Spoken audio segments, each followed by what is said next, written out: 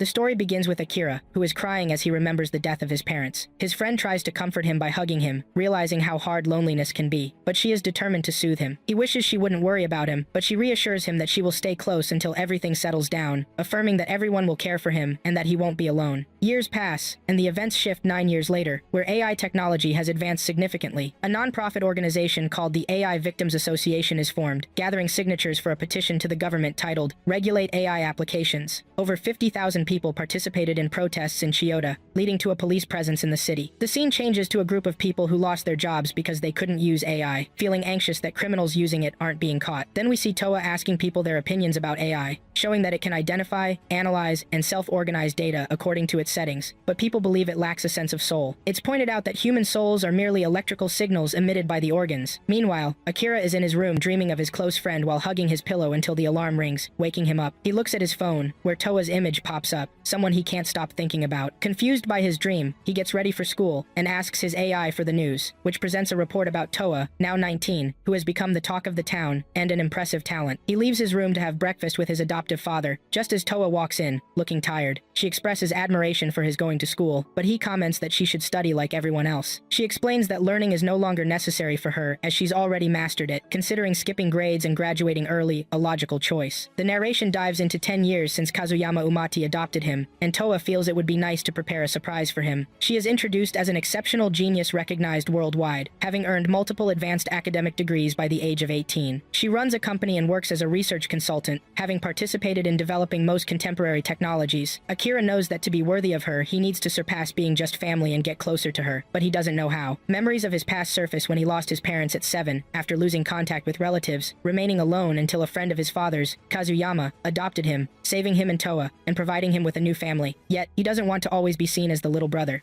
Scenes shift to Toa overseeing the construction project of the largest bridge in the world, thanks to the AI she developed. After a meeting, she contemplates buying Akira a gift, but struggles to decide. While looking at his pictures, she realizes how much he has matured, and shuts down the AI system to think quietly. Just then, Akira suddenly enters. She invites him to dinner, where he finds the food delicious. They sit down, and when she asks what he'd like, he expresses a desire to cook this time, revealing he wants to try a new recipe. She attempts to prepare something for him, but he gently stops her, leaving her a bit disappointed. They later sit on the couch, watching troubling news about robotics. Various countries are demanding to halt the project, and a religious leader appears on the TV denouncing the idea of human-like robots, calling them an unacceptable threat, as having a complete mind and body makes them eerily similar to humans. Toa realizes something hidden is happening, recalling her father's previous concerns about secret conspiracies, wondering what she can do, knowing that the success of these efforts would greatly harm her work. Toa's father warned that the worst-case scenarios could lead to freezing her research, and Akira voiced his hope that wouldn't happen. Toa viewed human-like robots as inventions, bringing joy to people, and didn't understand the surrounding rejection. Her father told her to stay calm, and promised to contact analysts and employees to look into it. While Akira realized he was incapable of direct help in that moment, he returned to his room and asked his AI about the likelihood of Toa's project being cancelled, receiving a response that it was 82% likely, meaning what should have been completed in 5 years might now take 20. Toa's father reappeared, asking Akira to stay calm and be a reliable support. Akira decided to study daily despite the slim chances, focusing on a single goal, keeping Toa motivated, trying various ways to encourage her. Her father later explained that the chances of changing the situation were extremely slim, as rival companies voted against the project, claiming it contradicted church principles, making Toa's position weaker. After some time, Akira invited her to visit the zoo, and while she was lying on her bed asking her AI whether what was happening was fair, it advised her to stay calm and suggested it was a good time to talk about her feelings, so she hurried to pick out her dress. The next day, they enjoyed their time at the zoo and watched a movie. In the evening, Akira took her to a massage parlor where she felt deeply relaxed. They met afterward, exchanged words, and then he gifted her something he made using robotics, which filled her with joy. He admitted he constantly studied her artificial systems to help her, which moved her, as he didn't want to always be seen as her little brother. Her face flushed, but she changed the subject and praised the small dog he created, which he noticed but chose to remain silent about. On the way back, she asked if he wanted a short tour, and as they walked, she remembered that the next day would mark 10 years since they had been living together, but the conversation didn't continue. Later, she presented him with a gift, a 3D photo album, and he was delighted as he flipped through the pictures. Yet she returned to their earlier subject, deciding to bring it up again, explaining that she had always wanted to move their relationship beyond sibling boundaries, and that he had been the support that helped her move forward throughout those years. She had convinced herself he was like a brother to her, but the way she looked at him as he grew taller and more manly weakened that conviction. Then Akira confessed his love and desire to marry her, to which she calmly responded that he should wait because they are still young, and that starting as a young couple was the most suitable option. Afterward, Akira returned home feeling like the happiest person in the world, congratulated by his AI, although he knew the real challenge had just begun. Years passed until Toa decided to clarify the truth about robots, and as protests crowded the streets against her, she chose to hold a press conference to address the questions and concerns. She presented the LC project as a plan for human development through integrating AI devices into the body with bioelectronic technologies, enabling each person to connect with AI 24/7 through a supporting network, relying on collaboration from leading minds in various fields. She acknowledged that some people remained hesitant about these measures, but assured everyone that there was nothing to worry about, promising to provide additional details about safety soon. Suddenly, a young man rushed onto the stage with a weapon aimed at her, accusing her of betraying humanity and daring to challenge the will of the Creator, demanding that she apologize and die. At that moment,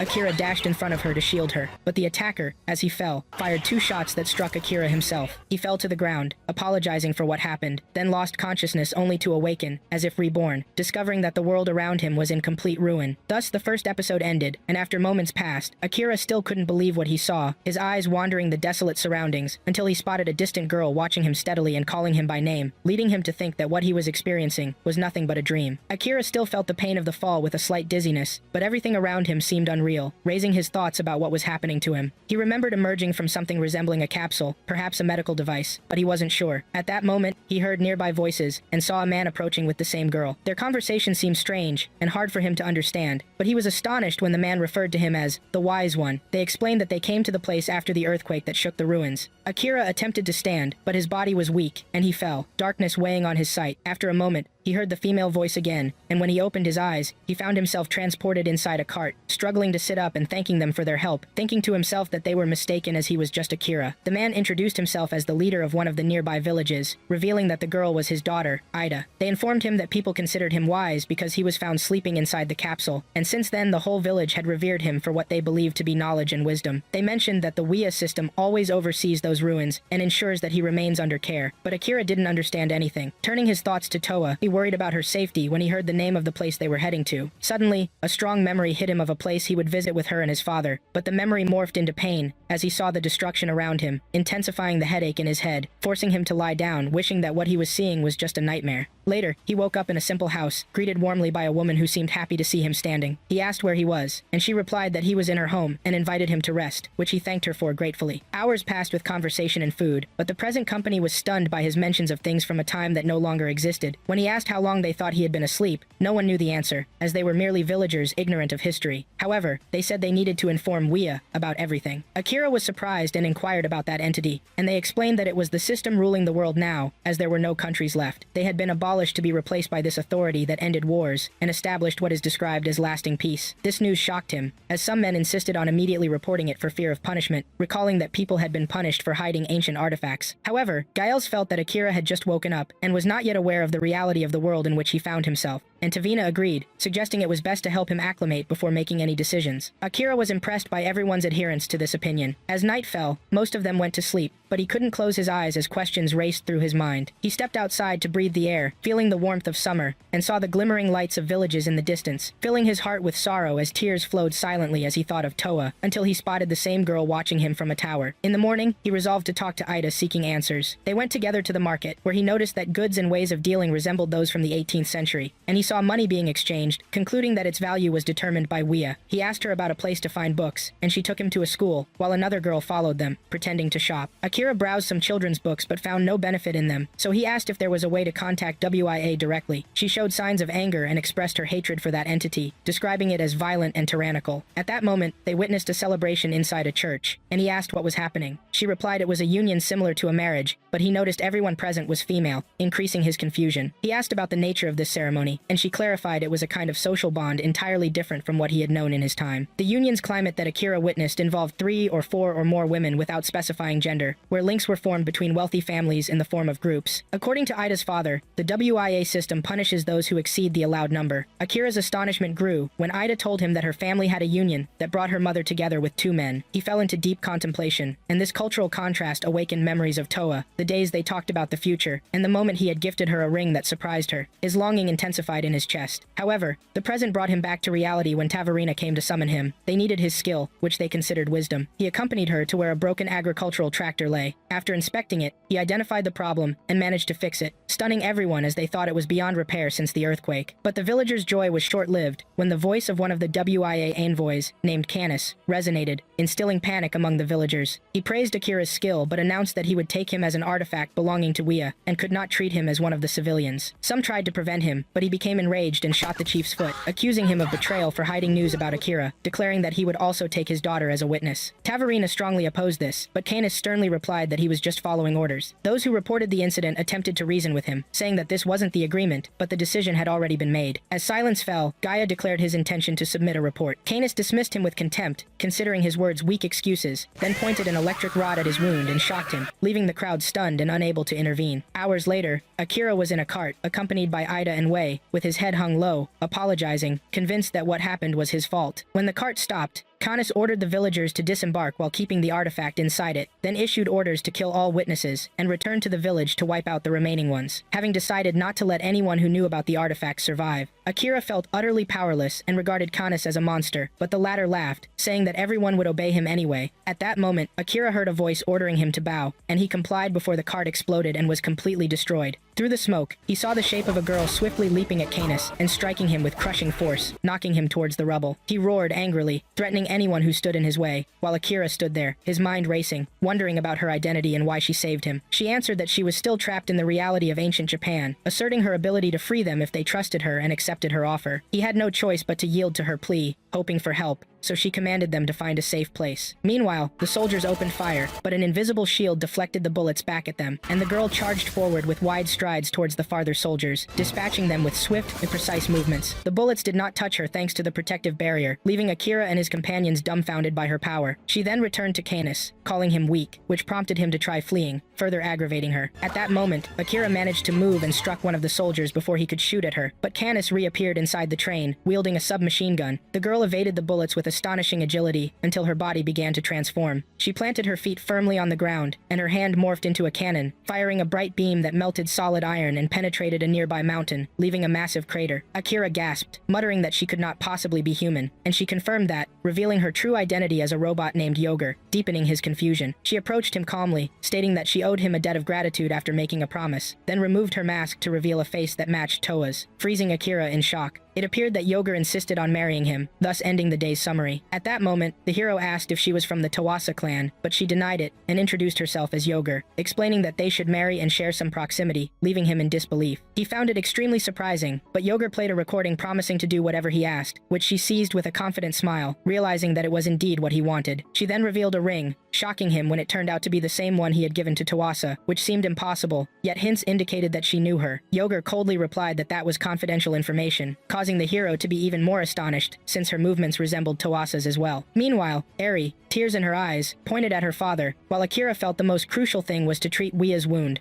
After hours, everyone returned to the village, where the informant apologized with great remorse, declaring that all the blame lay with him. Akira understood the situation, pointing out that he recognized his motives and that he had wanted to save the village, reassuring him that he would not be blamed for anything, explaining that a will had been tracking him, and that it was best for him to leave to avoid bringing more trouble. Shortly after, everyone bid farewell, hoping to meet again to talk about the past as it was. When Akira asked her if she intended to follow him always, Yogur reminded him that he still had not answered the marriage proposal. He justified that he could not marry someone he did not know well, and she responded, smiling, that he needed to start getting to know her. He agreed, but warned her not to do anything weird, suggesting they go to the place where she had awakened to learn more. Since she was machine-made, he requested that she reveal any information she had, but she refused, saying that most of the data was classified, and that he would have to marry her if he wanted to access it. After a while, they reached a crumbling laboratory, and Akira regretted coming at night as darkness obscured his vision. Suddenly, Yogur pushed him forcefully toward a safe spot, covered his mouth, and whispered for him to stay silent, then activated a cloaking system to avoid being recognized, as a robot appeared that began to destroy part of the place. Yogur realized that the newcomer was Jacobo, who started scanning the lab with devices that sensed living beings, and Akira was shocked to see that both robots bore Yogur's features. One of them struck the debris where Edhai was hiding, causing Akira to panic, while Yogur urged him not to move so the girl wouldn't be harmed. The robots asked her why she was there, and if she knew about the envoy's murder, to which she acknowledged she was aware but could not disclose the killer's identity, because he saved her life, adding that she did not know where he was now. When they realized she was telling the truth, they grew angry at their failure easier to find their target and left. Akira then approached Ed High, asking why she was there. She explained that she had come to deliver a watch she found in that place. Akira saw a farewell message inside it from Tawasa, thanking him for everything and saying he would always be the love of her life, but she had made many mistakes and it was best not to look for her again. The recording ended with a sad goodbye, causing Akira's heart to sink as he realized that the message was recorded 200 years ago, meaning Tawasa might have died long ago. Nevertheless, he didn't lose hope and decided to start searching for her from Tokyo, where they had lived. Yogur expressed enthusiasm, announcing that she would accompany him through thick and thin, making Akira sigh as he thought he hadn't intended to marry so quickly. Despite his hesitation, he felt he could trust Yogur and decided it was time to continue the search for Tawasa. That night, he wondered about the girls who had appeared in the lab, and Yogur explained that they were leaders in special squads belonging to the oil organization, which controlled all technology and hunted them, but she couldn't say more because the information was classified. Out of curiosity, Akira asked why she was so eager to marry him despite knowing he was already engaged. She simply answered that engagement was not marriage, which gave her a chance to make him love her more than he loved Tawasa. With a determined look, she approached him and wrapped her arms around him, assuring him that she was designed to meet all human needs. His face flushed, and he asked her to stop, and she smiled, noticing that he called her by her name. The next day, they said goodbye to Ed High and resumed their journey together until they reached the port, where they managed to board a small boat heading to the next city. During the crossing, they talked with the sailor, who asked about their destination. Akira responded that they were headed to Tokyo, and the man was surprised because the distance was very far. Upon their arrival, Akira noticed that the city had changed a lot from what he remembered, and while he was walking through the streets, he bumped into a girl, causing her belongings to fall and her mat to break. He apologized, feeling sorry, and promised to buy her another one. Meanwhile, Yogur examined the girl's items and was astonished to see a book in her hands. The girl, introducing herself as Amuro, explained that it was her favorite book. After a while, Akira returned with a new mat, but was surprised when the vendor gave them extra money. When the store owner noticed this, he got angry and accused Akira of cheating, pushing him violently and complaining that the item was a broken red gear. Yogur quickly pulled Akira away to avoid the fight. Akira asked her what the red gear meant, and she explained that it was a term used for humans who had lost their rights, as the organization turned criminals and debtors into workers controlled by internal chips in exchange for shelter and food. Akira was shocked, while Yogur noticed his excessive compassion and advised him to stay away from anything related to that organization. Despite that, he offered the new mat to Amaro, who thanked him and asked about their destination. He told her they were heading to Mount Or, and she was surprised, explaining that the road had many checkpoints, then offered to help, saying she knew a safe alternative route. The three continued walking through various paths, with Amaro sketching in her notebook even while walking, which impressed Akira. Along the way, Yogur noticed a strange symbol engraved on the girl's back. After hours, when they stopped to eat, Akira thanked Yogur for the catch and praised her accuracy, then asked her about the source of her energy. She showed him the glowing core in her chest that provided her with continuous energy, so she didn't need food, but she admitted she ate for pleasure. When he leaned closer, questioning her, she warned him with a serious look that he was responsible for everything he touched. The scene was truly astonishing, but she seemed to enjoy the boy's embarrassment. While talking with Amaro, he knew that the book she carried was prohibited, so he promised not to take it from her and that he just wanted to take a look at it. At that moment, Amaro revealed that the book belonged to her parents, who were painters, and that was why she wanted to draw to preserve their legacy. She was moved by his words, which ignited her determination to pursue her dream. The next day, they arrived in the city, and Akira was worried about Oil's guards, but Yogur reassured him that she did not recognize their faces, so they could enter without much difficulty. He was astonished that everything went smoothly in an unexpected way, at which point Yogur revealed that she had lived like this for 150 years, and that in that moment, she felt a bit hungry, so they headed to the food stalls. Akira was amazed at the sight of her devouring the dishes voraciously. Still, Akira admitted that he didn't like seeing people forced to scratch themselves everywhere out of extreme deprivation, to which Yogur responded that he would have to get used to it since the concept of justice had changed over time. As he stood up to buy more food, he was surrounded by some guards pointing their weapons at him, warning Yogur that any movement from her would make him pay dearly. They seized him when a strange man approached, introducing himself as Marlin, announcing that he had prior information about the boy and the mechanical creature resembling Joy Yomi, and ordered them to surrender. Amaro rushed towards Marlin, who greeted her, thanking her for her work and clarifying that the RAR had completely fooled them. The girl instantly regretted her action. Marlin promised to return her parents' books, speaking as if he had kept his promise, then unleashed a harsh smile, revealing that the banned books had been burned long ago and no longer existed, claiming he was sorry for lying but had to do so. He threw her to the ground and ordered the guards to inflict the same punishment that her parents faced, adding that the robot would be taken with him to ensure a major promotion for himself. At that moment, Amaro attacked him in anger, striking him hard, while Yogur took advantage of the chaos to pull Akira away, and in seconds, they had escaped the place. Marlin's anger flared at losing his target as he kicked Amaro, accusing her of ruining everything, but he was taken aback to see she still held the book, which the guards ripped from her and set on fire while she cried and screamed in anguish, watching her parents' remnants turn to ash. Meanwhile, Bruta told Yogur they needed to return to save the girl, but she refused, reminding him that the girl had betrayed them and mocked them. Akira stuck to his belief that Amaro had been deceived and couldn't grasp what she had done, insisting that leaving her alone would be unjust, feeling guilty for having encouraged her before to pursue her dream without realizing the consequences. However, Yogurt pointed out that she had principles she couldn't overlook, asking him if he would marry her if she succeeded in saving Muro, which angered him as he declared she was nothing but a machine without feelings, leaving Yogurt visibly shocked.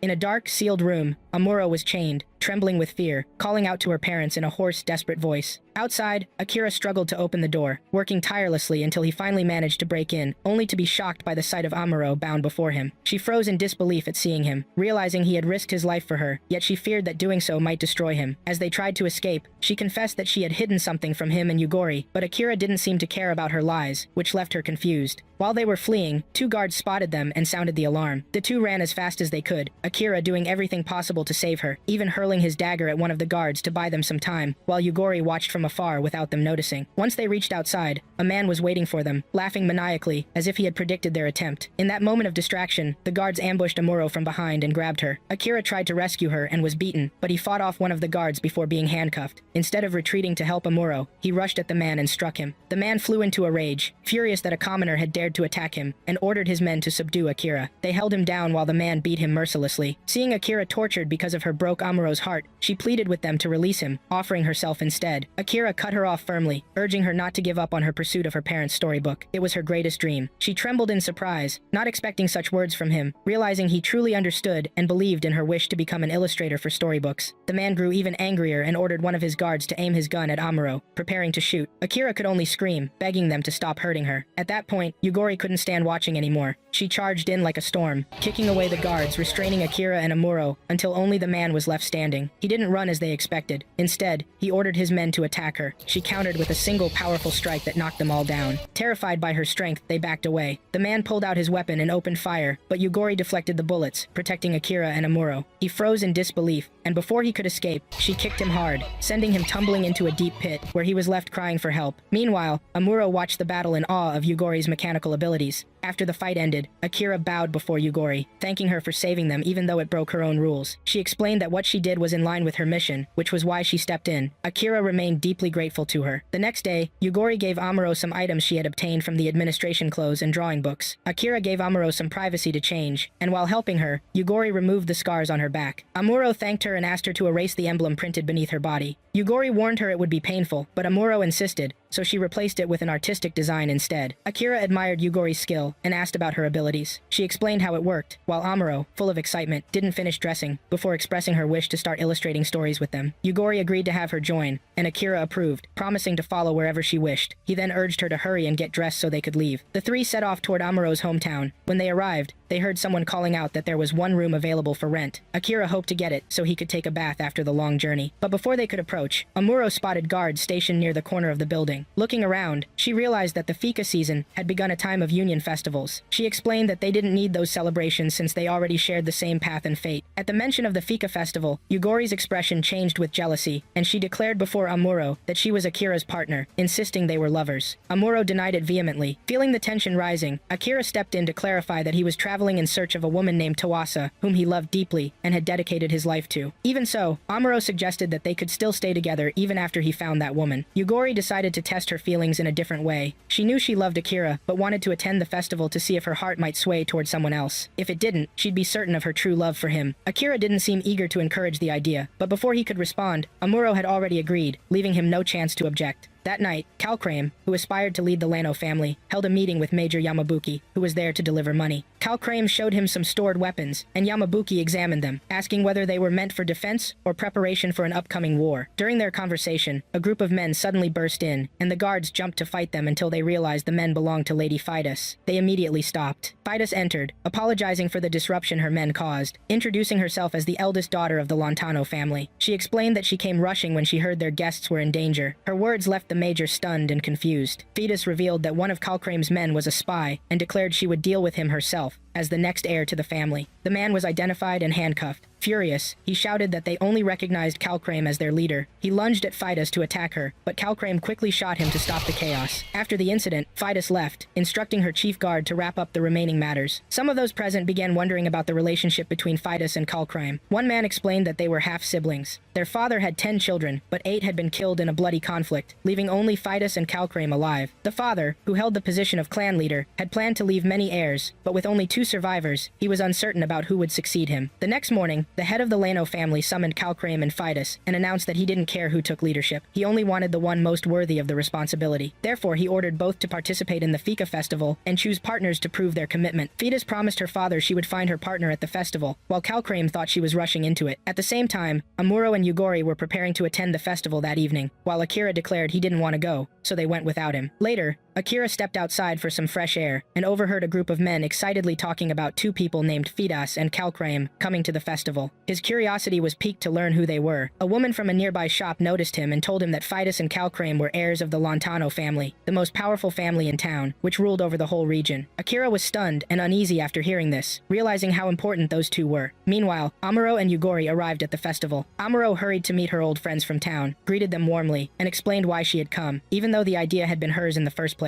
Yugori, on the other hand, easily blended into the crowds, chatting and enjoying the lively, vibrant atmosphere. After hearing about Fidus and Calcrame, Akira decided to head to the festival as well. He dressed properly and slipped in through the blooming trees to avoid drawing attention. His only goal was to make sure Amuro and Yugori were safe, even if from afar. At the festival, Fidus became the center of attention. Men lined up before her, hoping she'd choose one of them as her partner, but none met her standards. Bored and irritated, she left, wishing she'd find someone truly worthy of her. As night fell and the festival lights glimmered, Amuro spotted Akira hiding nearby. She felt a rush of relief and happiness, assuming he'd come out of concern for her. He admitted her safety was one reason for coming, though not the only one. Later, as he walked through the crowded passage, he accidentally bumped into Fidus, spilling some of her drink onto her dress. He quickly apologized, trying to find something to wipe the stain, and when his eyes caught her insignia, he realized who she was, Fidus herself. Flustered, he tried to step away before things got worse, but she grabbed his hand, stopping him. Intrigued by his calmness and composed manner, she insisted on speaking with him privately and pulled him aside. Amuro saw them together, nervously intervening to apologize on Akira's behalf, saying his behavior was just a remnant of an older time. Akira froze in disbelief that she revealed such a thing, while Fidus grew intrigued, shocked that someone from a bygone era could still be alive. Akira explained that his survival was made possible by a scientific procedure that kept his body preserved in a long state of stasis, and that he had recently awakened after an earthquake damaged the device. Fidus listened attentively, sensing he was telling the truth, and began to admire him. She then asked him to consider pairing with her during the festival, saying she was starting to believe the rumors about people like him. Amuro tensed, uneasy with the idea, but Fidus continued, assuring Akira she would protect him from the owls, the group hunting him. Akira was taken aback by her bold proposal, not expecting someone of her high status to make such an offer. She pointed toward a nearby man and introduced him as her half-brother, Calcrame, explaining that they were locked in an ongoing rivalry over the family's succession. While Akira tried to process her words, Calcrame suddenly knelt before Yugori, announcing his wish to be paired with her in front of everyone. Amuro gasped in shock, unable to believe what she was seeing. The whole scene was thrown into confusion. Even Fidus herself was stunned by her brother's sudden move. We moved to Eurus's house, and it seems that Calcroma found a wife for himself at the Fika festival, and is waiting for a new baby to join the family. But Calcroma thinks it's not the right time yet, while Eurus wants to secure the family's future completely. Then we move to Fides, who is brushing her horse. She tells herself that everyone is waiting for Calcroma's marriage, because that marriage is seen as a done deal. One of her guards comes to her, upset, wanting to tell her something, but she reminds him not to come near the stables again. Still, the man insists he has something important to tell her. Before he can speak,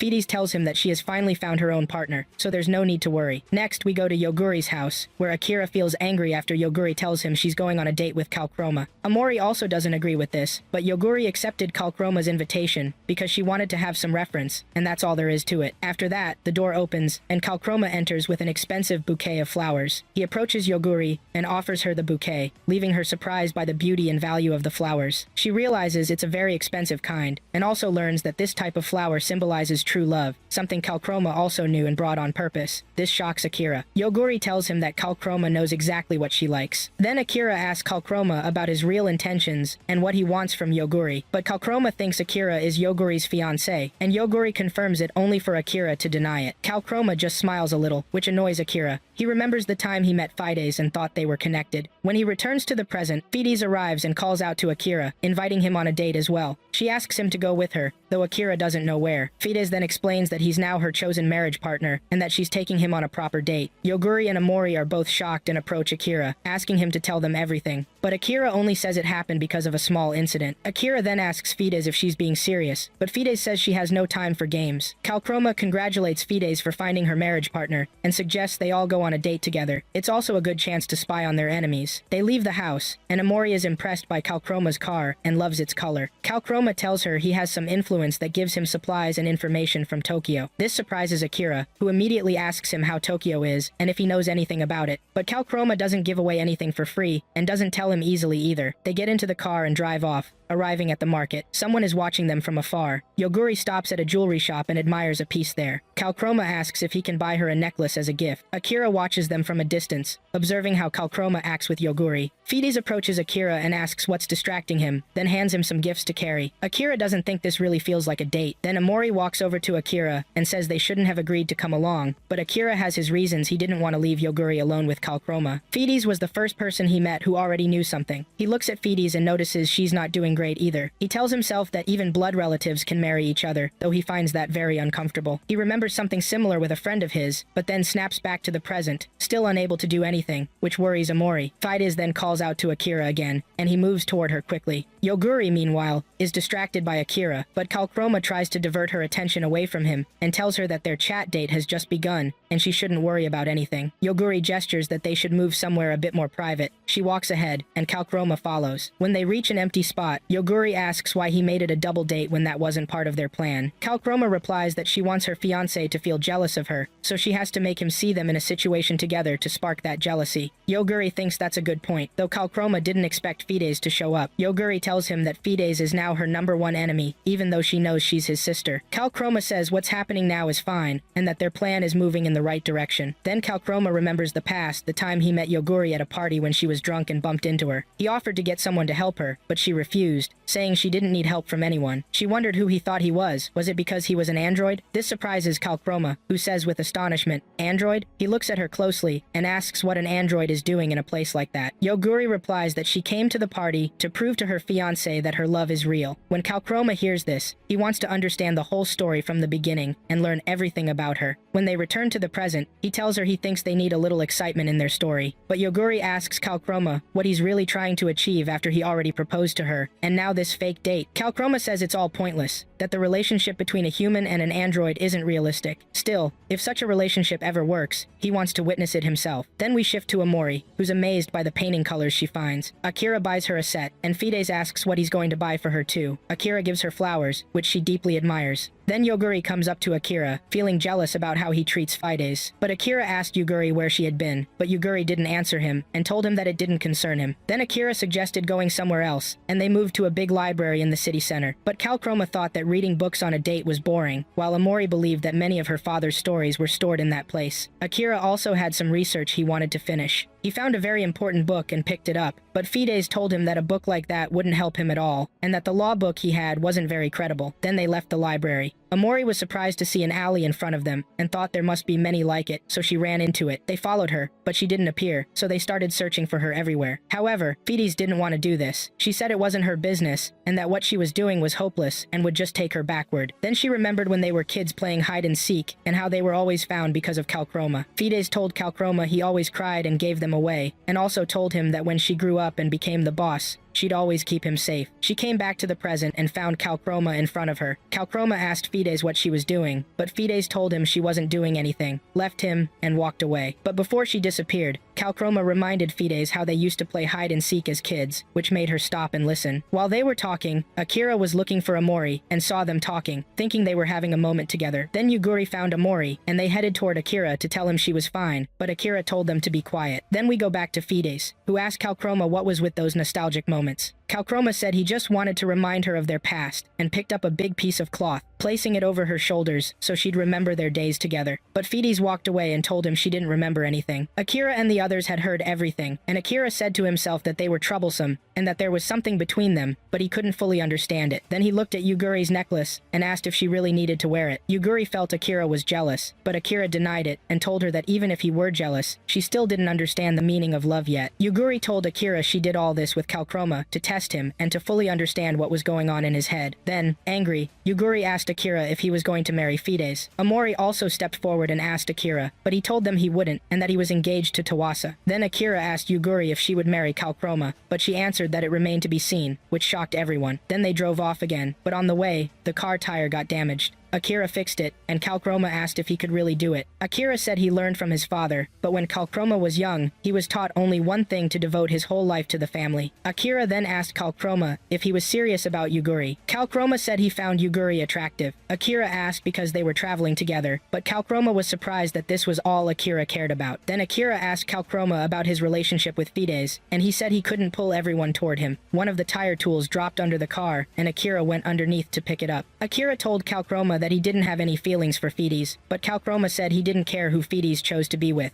However, he warned Akira that if he ever broke her heart, he'd kill anyone who did that. Akira then realized that Kalkroma was deeply in love with Fides and told him so. Then we switched to the girls. Yuguri said that love was a mysterious thing. Amori said that Yuguri was still searching for her true love, while for Fides, it wasn't really important. But while they were loading cargo boxes, an accident almost killed one of the dock workers. Yuguri reacted quickly and saved him effortlessly, which frightened someone watching from afar, who then hid. Amori was shocked by Yuguri's speed, and Fides was confused by what had happened. Fides then discovered that Yuguri was an android, and that she couldn't have children with Kalkroma, which meant their marriage would be meaningless. She wondered what Kalkroma was thinking too. Then Kalkroma and Akira arrived to check on them. Kalkroma asked what had happened, and Fides pointed to the accident scene and told Kalkroma that he had now found what he was looking for. Then she left. Akira told Kalkroma to go after Fides, but Kalkroma told Akira that he should go after her instead, because Akira would be her life partner. While running, Fides remembered her memories with Kalkroma, their childhood arguments about who would be the boss, and their shared tears, until she returned to the present. Then Akira arrived, and Fides thought Akira was a good man for following her. She confessed to Akira that Kalkroma would make a better boss than her. He was skilled, charming, and had a big heart. Any child unfit for leadership would be thrown to the wolves, but he cared for them all, managing jobs and supporting them. She told Akira that she had to become the boss since she was the Lantano family head, though it was painful for such a kind man like him. Then we moved to Yoris's house, where his bodyguard informed him that Yuguri was an android. Yoris wasn't comfortable leaving Kalkroma single for too long. He wanted to bring him into the Lantano family, and wanted to get him before Oil did. Then we went to a restaurant. Kalkroma told Yuguri that the restaurant belonged to them, and said it was the perfect ending for a double date. Then he asked Yuguri if she would marry him, which shocked Akira and Amori, and made Fides feel sad. But Yuguri refused to marry Kalkroma because she thought it would be confirming love artificially, realizing that he needed to prove his true love on his own. Akira thought to himself that in this age, nothing should stop people from having the kind of relationship they wanted. Then he asked if everything was going well, and told them they needed to talk about it. Suddenly, Yoris appeared with a large group of men, and demanded that Kalkroma hand over Yuguri. He also said he knew there was chemistry between them and assumed that Kalkroma didn't want to have children, planning instead to kill Yoris and take over the family. Kalkroma tried to defend himself, but Yoris interrupted, saying that the android and the weapons Kalkroma had bought were from Oil's army, and that it was a pity because he had high hopes for them. Kalkroma told Yoris that the weapons were just for precaution and the android too. Then Fides asked Kalkroma, "So you weren't fighting me?" Kalkroma answered, "Of course not." A gun was thrown to Fides, and Yoris ordered her to kill Kalkroma to become the next boss. Kalkroma told Fides to do it so they wouldn't all be killed, but Akira begged her not to. Then Kalkroma grabbed the gun from Fides and pointed it toward Yoris, which made Yoris furious. He asked Fides if she was planning to betray the family too, but Kalkroma told Yoris that the family he was talking about was his own. No one stood by Yoris, not even his own children, and then he fired, hitting one of Yoris's men. Yoris ordered his men to stop the android and said he didn't care about anyone else's life. Then Yuguri woke up but was tipsy. She told them that if they were going to fight, they should at least take it outside. Yoris ordered his men to attack, saying that Yuguri wasn't in her best condition and was drunk. That angered Yuguri, who, at the word drunk, released a thick white smoke and activated her drunken mode, saying that androids had the right to have some fun from time to time. She threatened them, but there was someone secretly aiming at her. Akira noticed this, ran forward to save her, and took the bullet instead. The bullet almost hit Yuguri, but it didn't, and Akira fell unconscious to the ground.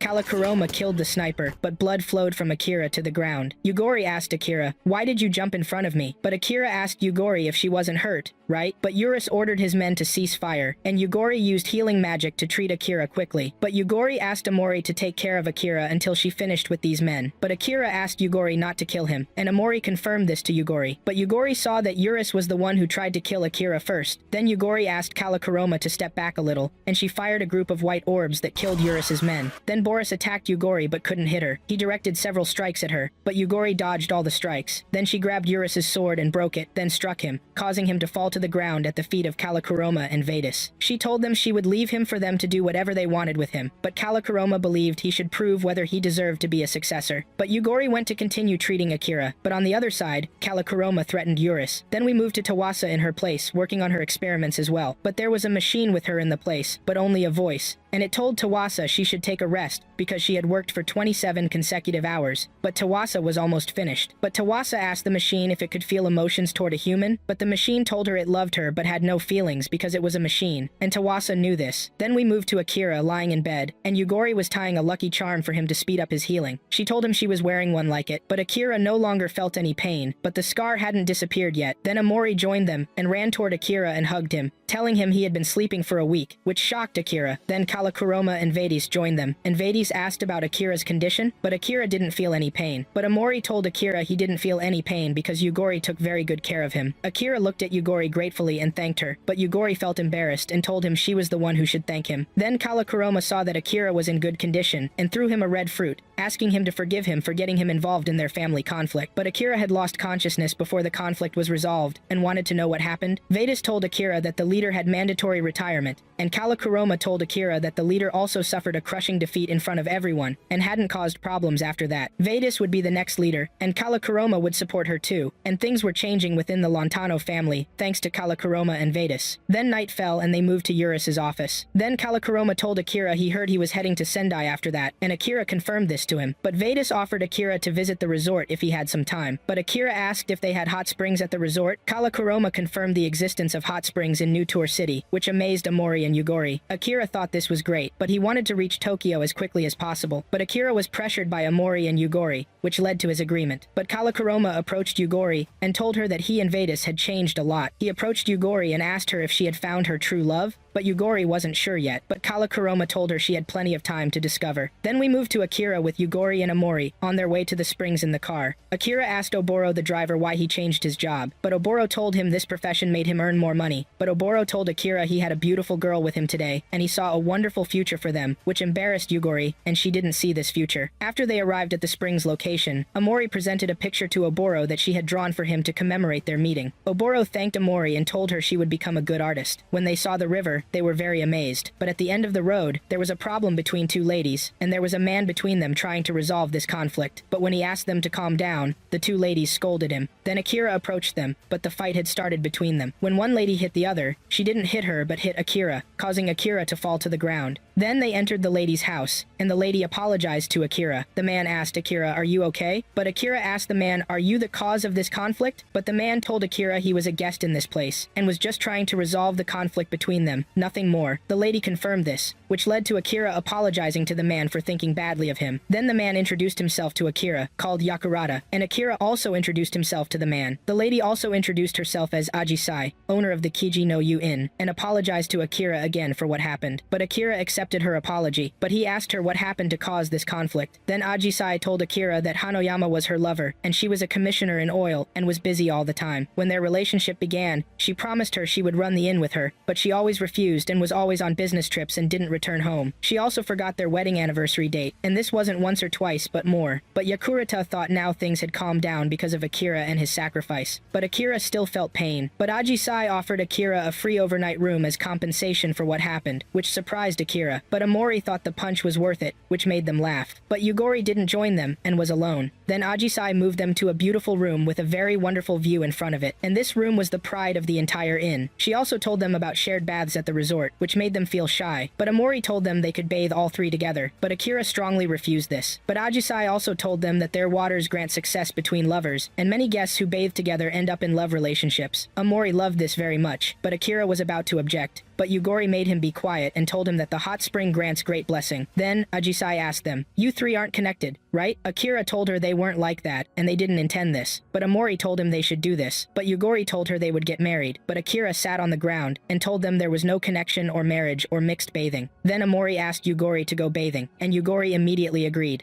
Then we moved to the spring where Yugori and Amori were bathing, and Amori felt that Yugori was acting strangely. But Yugori, whenever she was in front of Akira, felt rapid heartbeats. Then they moved to the steam room, and Amori thought that what was happening with Yugori was a case of love, and that she had read this in a book before. When you think about someone like her, it's natural for your heart to beat fast. But Yugori saw that this wasn't a good thing. Amori saw that Yugori hadn't told him yet, but Yugori was doing this all the time. But Amori told Yugori that she loved them both, and wanted them to stay connected forever. Then she put water on the stone so the steam would spread. Then we moved to Akira's room, and he had some questions but didn't know the answers to them. Then Yugori joined him and asked if he needed anything. But Akira told Yugori that he was still struggling with the idea of not having answers to his questions, and that this was very secret. But Yugori doesn't use these phrases just for fun. Then Akira asked Yugori what happened to this world, but Akira's answer was, "This is very secret." Then Akira got angry and asked Yugori why was she created, but Yugori's answer was, "This is very secret." He tried again to ask about Tawasa, but Yugori told him, "This is very secret." Then Yokarada appeared with two girls, and told them he heard their conversation about Tawasa. Then Yokarada told them he knew Tawasa. He told the girls to wait for him somewhere else. Then he told Akira that he used to work for Owl, and there he met Professor Tawasa. But Akira stared at Yokarada strangely, but Yokarada asked him not to look at him like that, and told him he was no longer associated with Owl, and that he was now just a peaceful academic who doesn't report any information about the aliens or their behavior. But Akira discovered that he knew Yugori, and Yokarada knew a lot in the past. But Akira asked Yokarada to tell him what he knew about Tawasa, but Yokarada told him he knew Tawasa was a professor, but he didn't know much about her. Then Yokarada asked Yugori if there was any objection if he told Akira some information, but Yugori didn't object because if Akira finds this information in his own way, she wouldn't interfere in this. Yokarada told Akira he would tell him, but also asked him to stop being formal because he preferred dealing simply without complications. Then they sat at the table facing each other, and he told him this was a war between artificial intelligence and humans that led to the killing of billions of humans. But Akira thought this, but when he heard about it, it became much worse. Then Yokarada continued talking, and said that Tawasa was the one who ended this destruction, which surprised Akira, and he asked Yokarada, why doesn't anyone know what happened? Yokarada told him because Owl imposed restrictions on digital technology and historical knowledge, and they are desperate to repeat humanity's dark past. Here, Akira discovered the connection, and Yokarada told Akira that the people living today don't know that their world was built on a large number of sacrifices. But Akira, after discovering that Tawasa was the savior, asked Yokarada, how did she end the war? Yokarada answered by deploying the Outside series, which are combat mechanisms designed by Professor Tawasa, and with this she ended the war. But the girls belonging to Yokarada came and asked him to come with them, but Akira asked him to know one last thing. What happened to Tawasa after that? But Yokarada told him no one knows. After the war ended, Tawasa created the Owl organization alongside the Six Sages, and after accomplishing this, she disappeared without a trace, which surprised Akira that Tawasa was the one who founded Owl. But Yokarada told him this was the last time Tawasa was seen, but Akira thought she might still be alive. But Yokarada told him the war ended 200 years ago, and logic says she departed long ago, which saddened Akira. But Yugori asked Akira if he was okay, but Akira told her he was fine. Then Akira moved to the game room, and while he was playing, he remembered Yokarada's words, and his mind was also occupied with Tawasa. Then he moved to the spring, and felt very comfortable. Then we moved to Amori, who was practicing drawing, and Ajisai joined her and saw that Amori was very talented. Then Hanoyama also joined them, and told them the garden was very beautiful. But Ajisai asked Hanoyama if she was annoyed by those who act like they know everything yet refuse to help. But Hanoyama also asked, don't you hate when someone schedules a date without even checking the other person's schedule first? Ajisai asked, can you imagine someone who prefers his work over his girlfriend? But Hanoyama saw that Ajisai was very selfish in her feelings. But Ajisai thinks that taking care of a friend and partner is very important. But Amori, who was between them, felt very confused and then ran away from them out of fear. After that, Akira went to Ajisai and Yokarada, and Akira asked Yokarada if he was done with his bath now. But Ajisai approached Akira and told him she thought he was happy with his recent bath, which annoyed Akira greatly, and that Ajisai wanted their guests to have unforgettable moments with those they love. But Akira saw that love was a very strong word. But Yokarada was surprised that Akira was bathing with someone who had no feelings, and both of them teased Akira. Then Yokarada was telling Amori about the best place for drawing, and pointed it out on the map. It was the third impact crater, a huge hole created by the war, and the view from there was also wonderful. Hanoyama confirmed this too, and Amori insisted on going there. Hanoyama told her she would guide her because it's easy to get lost, and she was also going to work there, which made Amori feel happy. Yokarada could also join them, and Amori told Yokarada she would draw a picture of him as a token of thanks. Then Akira asked Yugori if there was something he could do for her, because she took care of him when he was injured, and he wanted to return the favor. But Yugori hadn't thought about this. Then she asked Akira to go out on a date with him.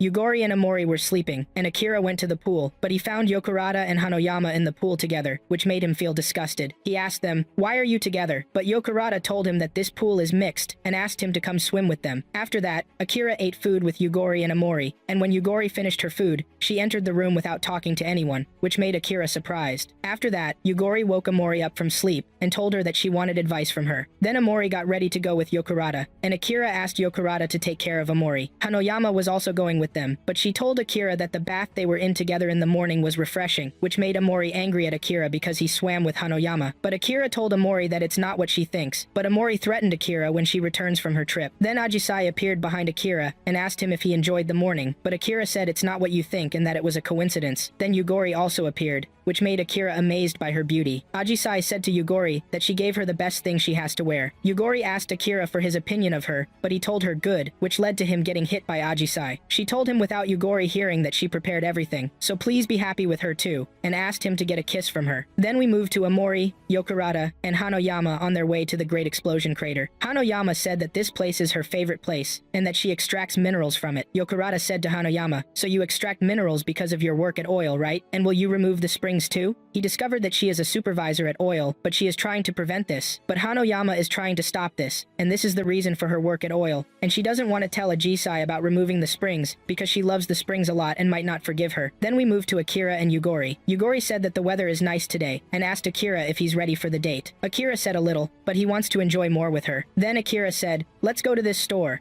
And he brought kofta skewers, and gave Yugori a kofta skewer, but she refused because she doesn't want her face to puff up on the date. But Akira asked her if it makes you fat, but Yugori told him that it's an internal feeling for them. But she took the kofta skewer and tasted it, which made her like it very much. After that, Yugori liked the flowers a lot, and told Akira that they presented flowers to Fidelis, and Akira understood that she also wants him to give her flowers. But Akira asked her which she prefers, flowers or dango. Yugori answered, flowers of course, but her stomach didn't stay quiet, and was asking for dango. Then they moved to a foot bath, and Akira presented ice cream in the shape of a flower to Yugori, and thought that the flower suits her. Yugori thought that what Akira just said is very rude. Then we moved to Amori with her friends, and she drew a beautiful painting of the place. Hanoyama said that this place is very good for dating. Amori remembered Yugori when she asked her for advice, and told her that she has a date with Akira today, and Amori asked her to come with them. But Yugori asked Amori to leave them alone because this is a date. After thinking, Amori agreed to this, but she was sad. When she returned to her present, she said that she wanted to go with them too. Hanoyama asked Amori, "Is something wrong?" Then we moved to Akira and Yugori in the forest. Akira was enjoying the view, and while Yugori was walking behind him, she almost fell to the ground because she tripped, but she was supported by Akira, but her shoe was cut. Then Akira fixed the shoe until she could move with it with more freedom. She told Akira that she is very happy. Akira told Yugori that she is very beautiful, which made Yugori feel embarrassed. Then we moved to Amori, and she told them that she didn't mind yesterday that they go alone, but now she doesn't feel comfortable. Yokurata asked Amori to express her feelings by talking. Amori said that she loves Akira and Yugori a lot, and wants to be with them always. Yokurata discovered that this is jealousy or envy, and asked her to talk to them. Amori thought the matter is embarrassing, but she will talk to them. Then Yokurata asked Hanoyama, what's wrong with her too? He asked her if she's afraid that Ajisai will withhold her love. Hanoyama knows that Ajisai is kind-hearted. Then we moved to Tawasa in the year 2045. Then Tawasa asked the machine with her, can artificial intelligence love a human? But the machine said that artificial intelligence doesn't have a heart and no feelings, so she sees it as impossible. Tawasa confirmed this and said, if her whole life is for someone, you would want to be a precious person to them. The machine asked Tawasa if she is a precious person to her. Tawasa told her that she is indeed like that, but she can't marry her. Then we moved to Akira and Yugori. Akira was very impressed with the place, and asked Yugori if she made this place. But Yugori denied that she did this, and that Ueyami is the one who made it. Akira asked Yugori, are you the one who came to Hakodate Research Center? Yugori confirmed that it is indeed her, and that she is her sister, and they were made as automatic weapons to end the war. Here Akira discovered that Yugori belongs to the Outlanders series. Then Yugori asked Akira about his opinion of her as a war weapon, but Akira couldn't answer, and told her that he's not sure because he still doesn't comprehend reality. Yugori asked Akira if he feels afraid because she is a war weapon, but Akira told her that she helped a lot and that he is very grateful to her. Yugori told Akira that if he wants her to dig a hole for him here too, she will do it. Then Akira got angry at Yugori because she refused to eat food and turned it into a talk about weapons, which surprised Yugori when she heard the word date from Akira. Akira immediately changed his words, that it's not a date, but an outing, which made Yugori laugh. She told Akira that she felt depressed for a moment and asked him to marry her, which surprised Akira. He laughed a lot after that, and it seems he hasn't heard this sentence in a long time. Then Yugori held Akira's hand and told him that she wants to take a picture of them before they return so she doesn't forget this day. Then she got ready for the picture with him and told him that the date was fun. She also told him if he wants to kiss her, this is a good opportunity, but she told him she's joking, but she also told him that she loves him, which surprised Akira, and this appeared in the picture. Then they returned to Ajisai's inn. Ajisai was waiting for them and asked them which place they reached. Akira said they reached the Great Explosion Crater. After that, Amori and her friends also came, and Ajisai welcomed them, but she went inside because she is angry at Hanoyama. But Hanoyama ran to Ajisai and stopped her and told her everything, and that the oil company wants to turn the entire place into a mining area to extract minerals, which surprised Ajisai. She told Hanoyama that she will be a supervisor over this, right? But Hanoyama told her that she is still working at oil until she stops this decision. But Ajisai told Hanoyama that the company will think she's a traitor, but Hanoyama is not interested in all this. But Ajisai told her she can't say this, and started thinking about the matter, because waiting will cause harm to her and the springs. But Hanoyama told her not to hesitate, and that she is the most precious thing to her. Ajisai asked Hanoyama, "Why didn't you tell me about this earlier?" Hanoyama thought that Ajisai will be sad if she knows about this. Ajisai told Hanoyama that she always hides important things from her, and asked her to slap her. Hanoyama agreed to this, but Ajisai didn't slap her, and kissed her instead. She asked her to let her bear part of her burdens with her and hugged her, which amazed the others.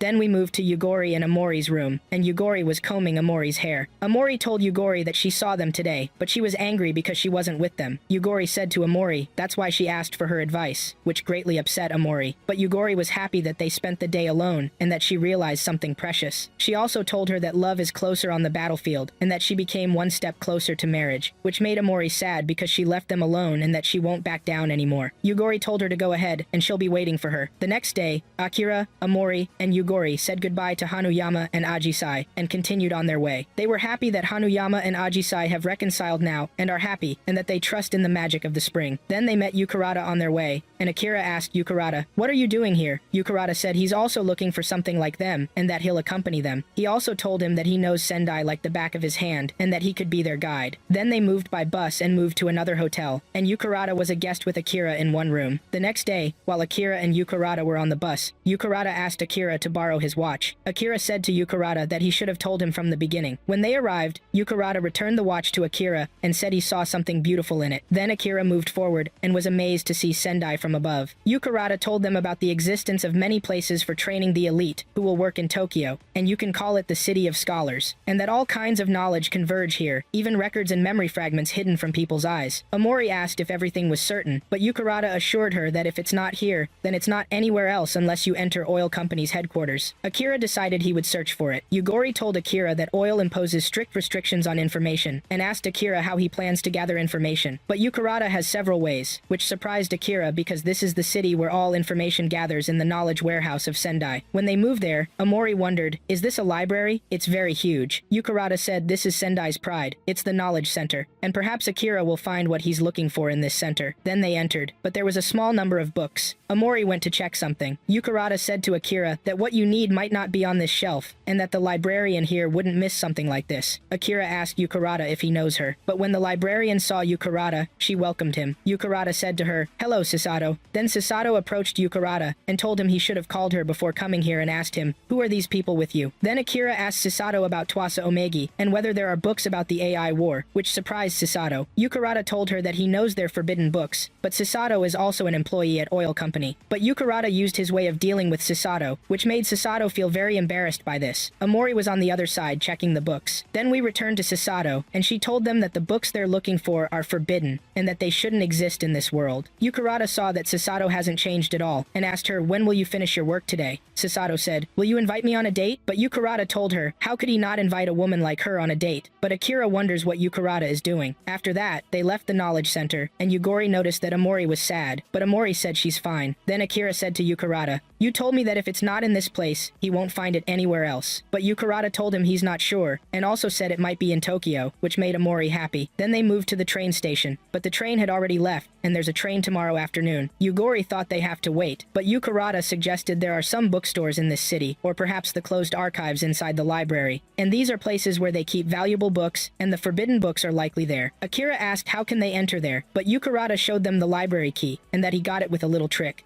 Yukarata smiles and shows them a key, saying he got it through a little magic trick. Akira is surprised to realize that Yukirata stole the key from Chisato while pretending to flirt with her. Yukirata doesn't seem bothered, knowing Chisato will forgive him if he apologizes. She's always had a soft spot for him. He tells Akira he's going on a date with Chisato, which will make it easier for Akira to search the restricted section. Akira wonders why Yukirata suddenly became nice to him, and Yukirata reveals that he's also interested in what Akira is searching for, and would appreciate it if Akira managed to find some answers. Akira is still hesitant to accept Yukirata's help, but Amori interrupts and agrees to take the key. Akira finally gives in, knowing they won't get another chance like this to explore the restricted part of the library undisturbed. Akira thanks Yukirata for letting him borrow the key, but Yukirata notes that they still have some time before nightfall. He suggests visiting the secret book market to find the information Akira needs, since it's known as a place for rare books. He urges them to go while he heads home, and Amori is surprised he's leaving them. He explains that he needs to go back and plan his date so Chisato won't suspect anything. He waves goodbye and wishes them luck. Akira decides to go back to the station and buy the next train tickets first. Yugori asks Amori if she's found anything related to the storybook about her parents, surprising her since she didn't expect anyone to notice what she was doing. Akira reminds her that they promised to search for her parents' books together, which moves her deeply and makes her rush to hug them. Suddenly, a flash appears from Yugori's head, and she pushes Akira and Amori to the other side of the street. Amori wonders what's going on, and Yugori reveals that Yuyami and Hakubo are nearby, so they must avoid them at all costs. They hide in an alley and watch the two from afar to make sure they aren't being followed. Yugori concludes that Yuyami and Hakubo figured out they were heading south by checking the towns they visited. Yugori offers to act as a decoy and lead them elsewhere through another station, but Akira doesn't like the idea because it puts her in danger. Yugori insists it's their best option to avoid a direct confrontation with the two girls. She apologizes to Amori, saying she won't be able to join her in searching for her parents' books anymore. She tells Akira to take care of her while she's gone, and warns him not to take advantage of the little girl since she won't be there to keep an eye on him. She asks him to buy her a ticket since she doesn't want to get stopped at the gate. She leaps onto the rooftop, and some scouting crows working for Hakubo spot her. An explosion follows, and Yuyami gets excited to chase Yugori, but Hakubo becomes suspicious because her behavior seems off.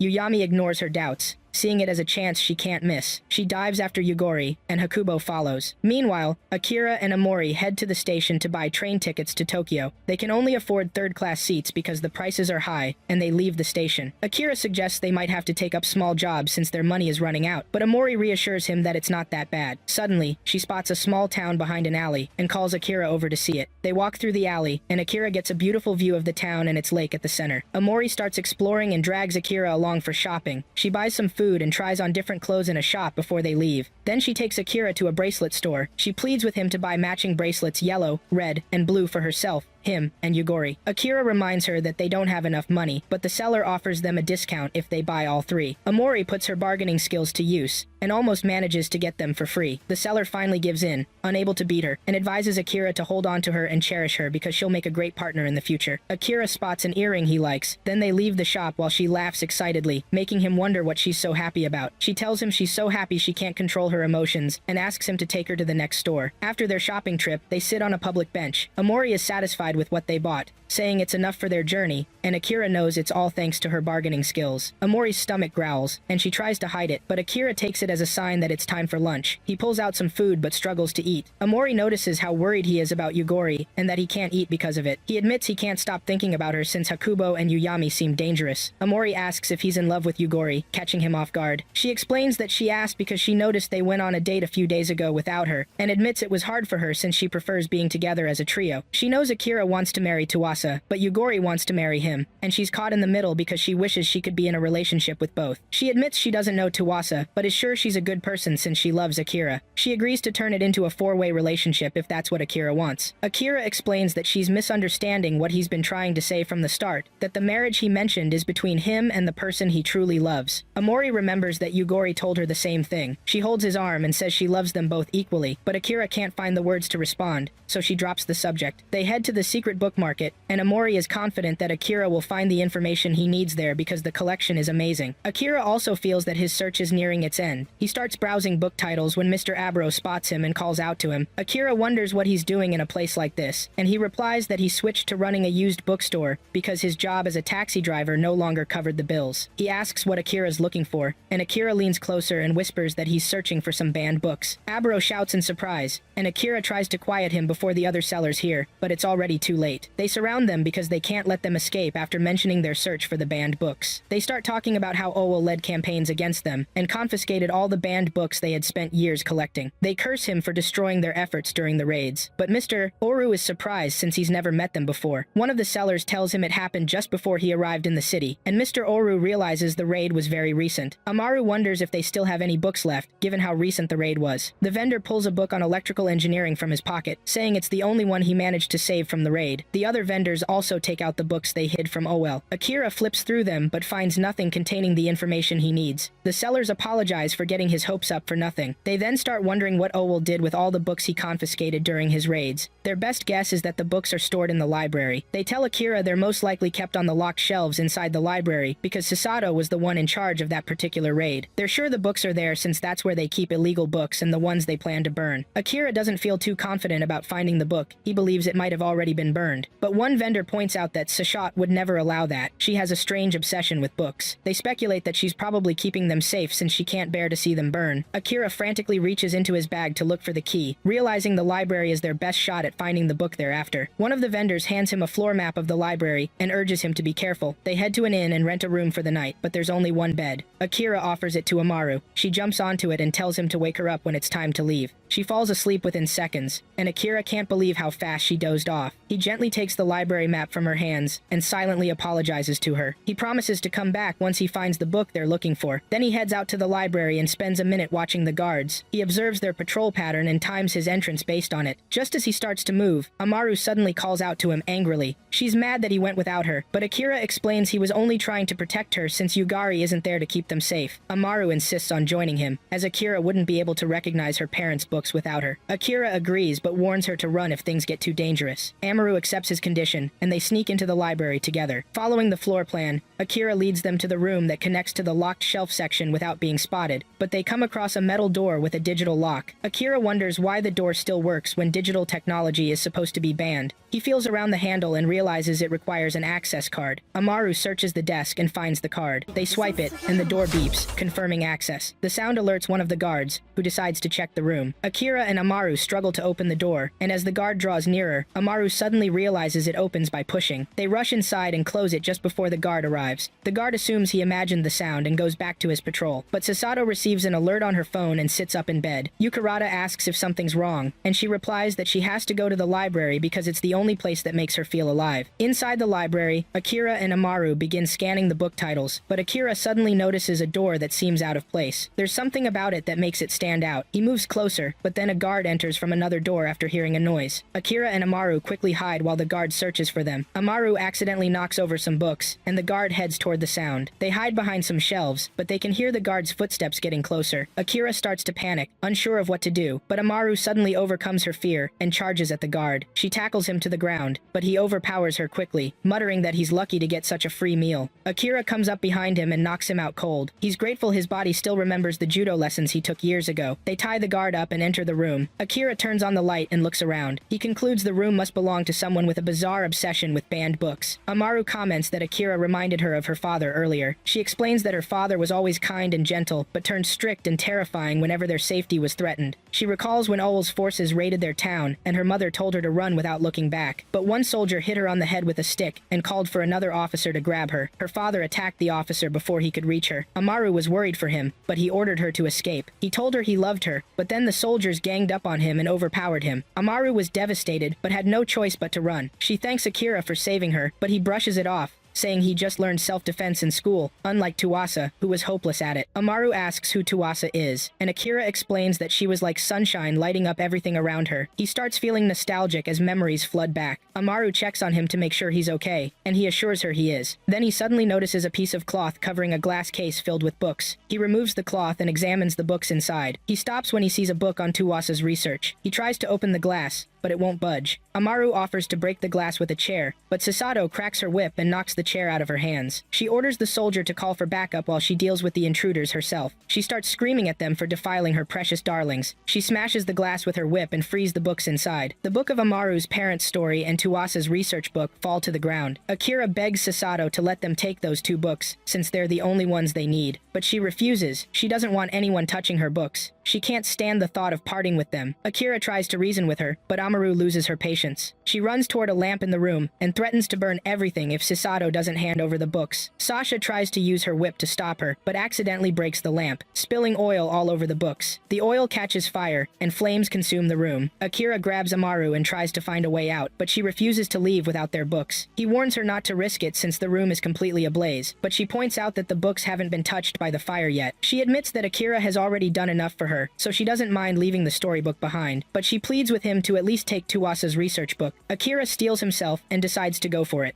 Then Akira managed to get out while carrying Amori, but Amori insisted on going back there to save Towa's book. However, Akira said, "It's too late now," Amori said to Akira. "This is what you were looking for the whole time, and now you've found it." But Akira said, "It's fine." Meanwhile, Sasato was screaming really loudly on the other side, and wanted to go into the library, but the library guards were stopping her. Akira figured they needed to leave, and Amori suggested they go to the hotel now. But then Yukirata came to them and told them, "I don't think you should go to the hotel," and he had brought their luggage with him. He said he didn't know when Owl's men might come knocking on their door, and told them that until their train departed, they should stay hidden somewhere. Then he handed them the bags and asked Amori, "How was your secret adventure?" Then they moved to an abandoned place, and Yukirata served them drinks. Akira apologized to Yukirata for causing him trouble, and said he had always been a regular customer at the library, but Yukirata told him it was okay, that he wasn't annoyed, that he should actually be thanking Akira, and that he had been interested in what they were looking for. Akira said, "It's disappeared now," but Yukirata told them it wouldn't disappear, that it was actually right there. He looked at the children's book that Amori was holding. Akira said, "That's a children's book," but Yukirata asked them, "Do you really think they'd criminalize just a normal children's story?" Then Akira asked Amori if he could take a look at it. Akira opened the book, and it said, "The special blood. Those who had special blood in their bodies were able to use a mysterious power. They always knew what their friends around the world were thinking, and they could express their feelings in the blink of an eye. They were able to touch things far away from them, but their blood was a little too comforting. Some people used that blood for bad things, which led to their being very miserable people, and the world became filled with sadness. But then something happened. 12 kings were born from crystals of special blood, all identical to each other, not bound by the laws of nature. They used their power and broke the roots of darkness and sadness." Akira realized this power was granted by a special kind of blood, similar to the L.C. project, which is a plan to upgrade humanity, and he said it was exactly the same thing. He said that the contents of this book were exactly what Toa had been planning, and that it was similar to Elisa too. Then Amori asked Akira, "Do you think this has something to do with Elisa's world?" But Akira wasn't sure. Then we moved to outside the place, where there were lots of soldiers. Akira asked Amori not to worry, and not to get nervous either. When the soldiers passed behind them, they both looked down at the ground so no one would recognize them. Then they got on the train, and Akira started looking for their seats. He saw that getting on had been easier than he expected. Then Amori asked about Yoguri, saying she hadn't seen her yet, but Akira knew she was fine, and that she'd come back to them. Yukirata thought there was no point in worrying about that, and that they should be celebrating, since their efforts had paid off. Then Amori asked Akira if he was sure she should keep the storybook, and pointed out that he needed it too. But Akira felt that Amori was the one who should hold on to the book. Amori said she would take good care of it. Then Amori said to herself that last night, her heart had been racing every time Akira was kind to her. Yukirata said it looked like he was a real lady killer. Then the train started moving, and Yoguri was watching over them. Once she made sure the train had departed, she took off flying, then used her speed to catch up, pinpointed their location, and finally managed to reach them. When she entered the train, Amori ran toward her and hugged her. Yoguri apologized to Amori for not being able to help her find her book. She then asked Akira to drop that disguise because he looked ridiculous. Amori told Yoguri, "You always say the truth," which made Yukirata laugh at Akira. Then they sat down, and Yoguri said to Amori, "You found your dad's storybook." Amori said it was thanks to Akira. Then Amori took a bracelet out of her bag and told them she'd found it in Sendai yesterday, and that the three of them would have matching ones. She held it up so she could put it on her. Yukirata asked if he could have one too, but Akira told him he was too late. Amori said she was sure the bracelet would look great on Yoguri, and Yoguri told Amori she'd take good care of it. Then an orange rolled in and bumped into Amori's foot, which surprised her. A man came up to them and apologized, saying he'd bought a lot of oranges because it was his wife's favorite food. Then his wife came over too and greeted them, and they were all a bit surprised by what was happening. Then the man joined them and told them his name was Vari, and that he often traveled to Omiya on business trips. He introduced his family to them. This is his wife Kasta, and his twin kids, Rove and Kylo. Then he asked them, "Where are you headed?" Akira told him, "To Tokyo." Vari thought it was a very long trip, But for Akira, it was the first time riding a train at night, so he was excited. Akira asked Vari, "You have to bring your family along because of your job, right?" Vari said he worked for Owl, so he had no choice. If they told him to move, he moved. He said he'd also gotten caught up in a fire incident that morning. On the other side, Amori was sitting with Kylo and noticed he was really talented at drawing. She asked him if he liked plants, which embarrassed Kylo, but Rav told him not to blush. Kylo told Rav he wasn't blushing out of shyness. Then Amori told Kylo that she liked drawing too, and opened her notebook so he could see her drawings. Kylo was amazed by Amori's artwork and thought she was really skilled. Yoguri thought Amori had found a fellow artist friend. Akira asked Vari if he also liked drawing, but Vari said he couldn't draw no matter what. He told them Kasta had opened her own art studio, and that Kylo had inherited this talent from her. Yukirata thought that was really interesting, and asked Kasta if he could get some drawing lessons while flirting with her. But Vari told Yukirata not to flirt with his wife. Yukirata apologized to Vari, and Vari told him his wife was very sensitive. Then Yukirata apologized to Kasta, and Kasta said it was okay, and that she wouldn't stay a pampered, sheltered princess forever. Yoguri thought Vari and Kasta were complete opposites, and assumed they probably balanced each other out for that reason. Rav said, "It's perfect harmony, isn't it?" She added that her mom was so quiet it was hard to hear her, but her dad usually repeated whatever she said in a loud voice. Vari wished Rav wouldn't say that, but Kasta was always grateful for her husband Vari's support. Akira thought to himself that he'd seen a lot of Elisa-type relationships so far, and felt like they sometimes looked like a marriage. Vari said that once he got more settled in his job, he would help out more with raising the kids. Then the train stopped at some station so it could be resupplied with coal. Amori was walking outside the train by herself and said that Akira had been really amazing today, and that it confused her. She thought he was very confident, with muscular arms and a nice smell, which made her feel shy. Then Yukirata came up behind her and told her that love distorts our perception of things, and asked her if he was wrong. Amori said that in the library, Akira chose to save her book instead of his own, and that this made her incredibly happy. She added that maybe she shouldn't feel that way, because she had put him in a difficult situation. But Yukirata told her there was nothing wrong, and that the feelings bubbling up inside her were more precious than anything else, which made Amori really happy. She also said that Yoguri had been worried about her storybook, that she was really cute, and that she had started to like her even more than before. She asked Yukirata to keep this a secret between them. Yukirata told her she always hesitated to tell them, but Amori told him that it was much deeper than that. Then Akira and Yoguri came over to them, and Yukirata asked, "Where were you?" Yoguri said they'd been taking a look at the driver's cabin. Akira said it was his first time on a steam locomotive, and that it was a lot of fun for him. Then Akira and Yoguri got back on the train. Yoguri said to Akira, "As long as there's some device around, you cheer up right away." Then they saw Vari apologizing to Kasta, but Kasta told him she was going back to her seat. Just as Akira and Yoguri were about to head back to their seats too, Vari came up to Akira and asked him to help him fix things with Kasta.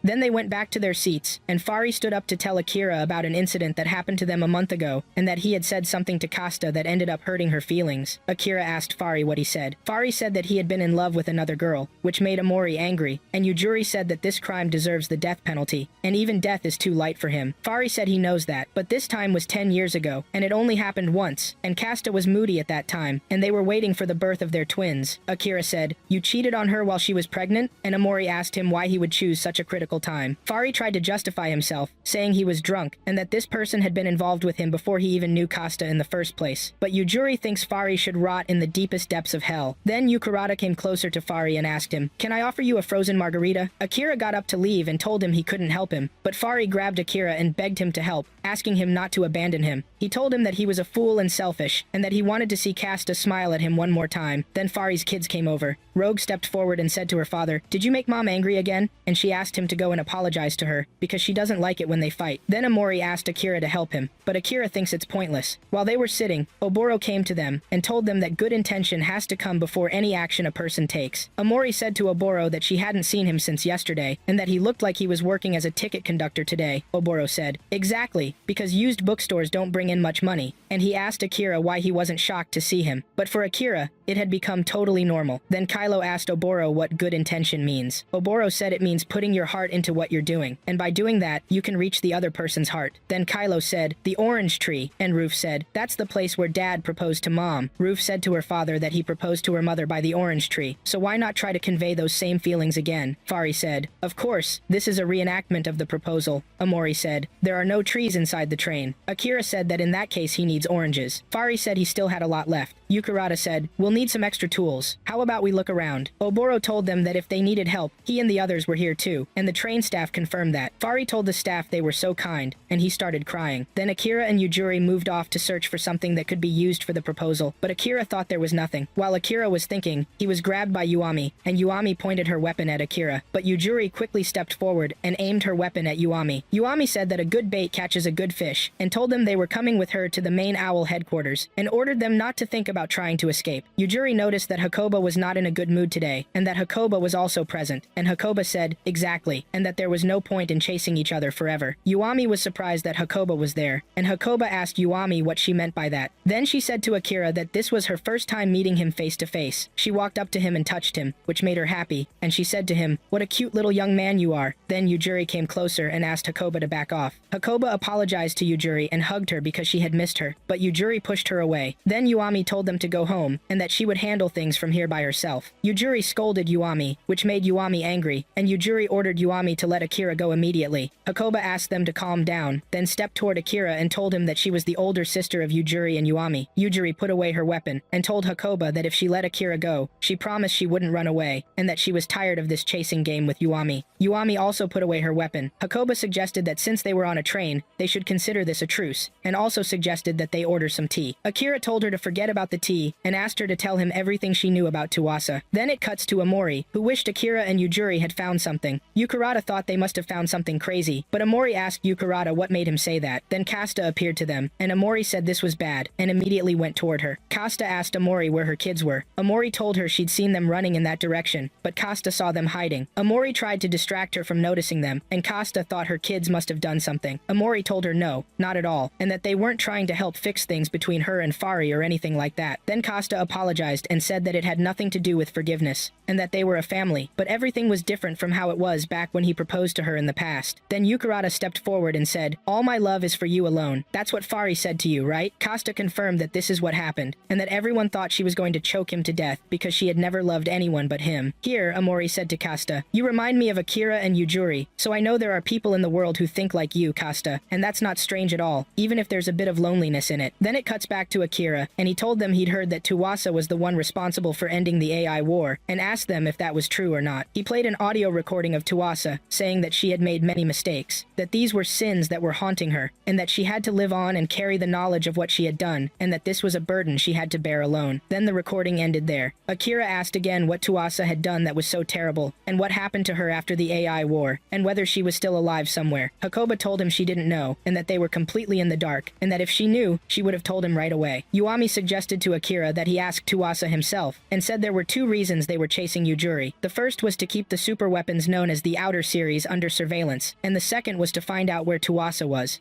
They kept going on their train journey. Amori was on her way to see her friends, but she was with Akira, who was asking Yojuri where Tuwasa was. He told her that she must know where she is, but Yojuri told Akira that this was classified information, and she couldn't reveal it. Akira asked Yojuri to stop with that, and said he wasn't going to wear himself out trying to force the information out of her, and that she must at least have some idea. But if there was some reason stopping her from telling him, then he needed to know why. He said he wanted to know about Nuwasa, and that he wanted to know about Yojuri just as much too. Then Akira showed Yojuri the earrings he had promised her. Yojuri told him she remembered their promise, which made Akira feel embarrassed. He told her, "Yeah, I do." Then Yojuri asked Akira, "Will you put them on me?" She took off her own earrings, and asked Akira to put the ones he had on her. While Akira was putting the earrings on Yojuri, she told him she had made a promise to herself, to Tuwasa, that maybe she'd get a chance to tell him that story someday. That left Akira surprised, but Amori also felt sad when she heard that. Then Yojuri looked at Akira's hand and saw that their bracelet colors were different. Then we moved to Fari and his daughter. Roof was trying to put together a bouquet of flowers for Kasta, her mom, but she couldn't tie the ribbon, which made her upset. But Yukirata told her not to give up and to try again. Akira thought that even in this era, you still can't skip the flower bouquet when proposing. Hakuba thought that this was a really lovely custom, but Akira asked Hakuba, "What are you even doing here?" Hakuba thought this was really fun, so she stayed. Yukirata said that beautiful women were welcome anytime. Hakuba also felt that Yukirata hadn't changed at all, and she asked him how he'd been taking care of himself after leaving Owell. Yukirata said he had some acquaintances. Akira asked them, "So you two know each other?" On the other side, Kylo told Amori he was done. Amori looked at Kylo's drawing and thought it was really good, but she asked Kylo if he thought this drawing would make Kasta, his mom, happy or not. Amori told him not to worry, and that they'd give it to her together with the flower bouquet. Then Hakuba joined them and told them they carried the fragrance of artists. She said Amori's scent felt like something nostalgic and full of longing. Amori wondered what that even meant. Then we moved to Yoyami. She was angry and said that when she got to Omiya, she was going to settle the score. Otherwise, what's the point of them being part of OL in the first place? The waiter told Yoyami that this was the 6th time she'd said that, but Yoyami felt that that arrogant face of Yojuri's really annoyed her. Then she remembered when she found out from Hakuba that Tuasa had disappeared and had taken only Yojuri with her, and she came back to the present wondering, since they're sisters, why didn't she take them too? Why did she leave them behind? Then the waiter served her drink and told her maybe things were more complicated precisely because they're sisters. He thought that Yoyami had one sister too many. Then we moved to Kasta, who was sitting alone. Suddenly, the lights went out on her, then came back, and Fari was standing in front of her, proposing. He asked her to forgive him. Everyone was there, and Yukarada was playing music. But Kasta said quietly to Fari, "You don't understand anything," which really surprised Fari. But when Roof went up to Kasta and asked what she'd said, Kasta said, "Thank you, everyone," with a smile, which made everyone happy. Fari gave the bouquet of flowers to Kasta, but Kylo was sad because he hadn't given his drawing. Akira and Yojuri looked at each other shyly. Amori said, "Isn't it great to be with the people you love?" But when she looked behind her, she saw Akira and Yojuri all absorbed in each other, which made her feel sad again. Amori went off to a place on her own and told herself it hurt to see them like that. She couldn't bring herself to tell them to include her like they usually did, and she wondered where her place was. But then something strange happened. Kasta was there too. She threw away the bouquet of flowers and was crying hard. Kylo came over to Kasta, and Kasta stopped crying right away. Kylo told Kasta that he had drawn a picture to help fix things, but that he had to change it when he saw her face a little while ago. That shocked Kasta when she looked at the picture. We moved to Fari, who was eating an orange. Roof thought it was good that her mom and dad had made up. Fari asked Roof, "Do you think it was the orange bouquet that did it?" But Roof told her dad he didn't understand anything. She told him that it was supposed to be a secret, but her mom doesn't like sour things, which surprised Fari. Roof told him, "You think she likes oranges." Kasta thought that was cute, so she kept it to herself since back then. So she loves oranges even though she hates sour things. She loves them even though she hates how they taste. Isn't that funny, Dad? Then we moved to Kasta and her son. Kylo asked Kasta if she loved Fari. She told him, "Of course I love him," then went back to her seat. Then Amori appeared to Kylo. Kylo told Amori that his mom had been crying because of the picture he drew. But Amori told him, "No, it's a really beautiful picture, and that it showed the truth even if it hurts. You can't just pretend everything is fine." Then Kylo asked Amori, "Does that apply to you too?" After that, we moved to Kasta, who joined Fari and asked him to go for a little walk. They went somewhere alone, and Kasta told Fari she couldn't forgive him because he had told her he would love only her, but he lied to her and kept lying, and that the promise he made to her that day was a lie. She couldn't forgive that. She knew Fari regretted what he had done, but that wasn't enough, and she said she would never forgive him for it. Fari told Kasta that this was the first time she'd ever raised her voice like that, but Kasta told him she wasn't going to let anyone else speak for her anymore. She said she and the kids would get off at the next station and go back to Sendai. She took off the marriage band that tied them together and gave it to Fari. Fari took it, crying hard, and told her, "I love you." Kasta said, "I love you too, Fari." Then we moved to Akira. Amori's sketchbook fell in front of him. When Akira opened the book, he found that it showed a face the way he was dealing with Yojuri in Tuasa's absence, and also Amori's feelings. He wondered if he was really going to face any of them. He saw that he was a lousy person.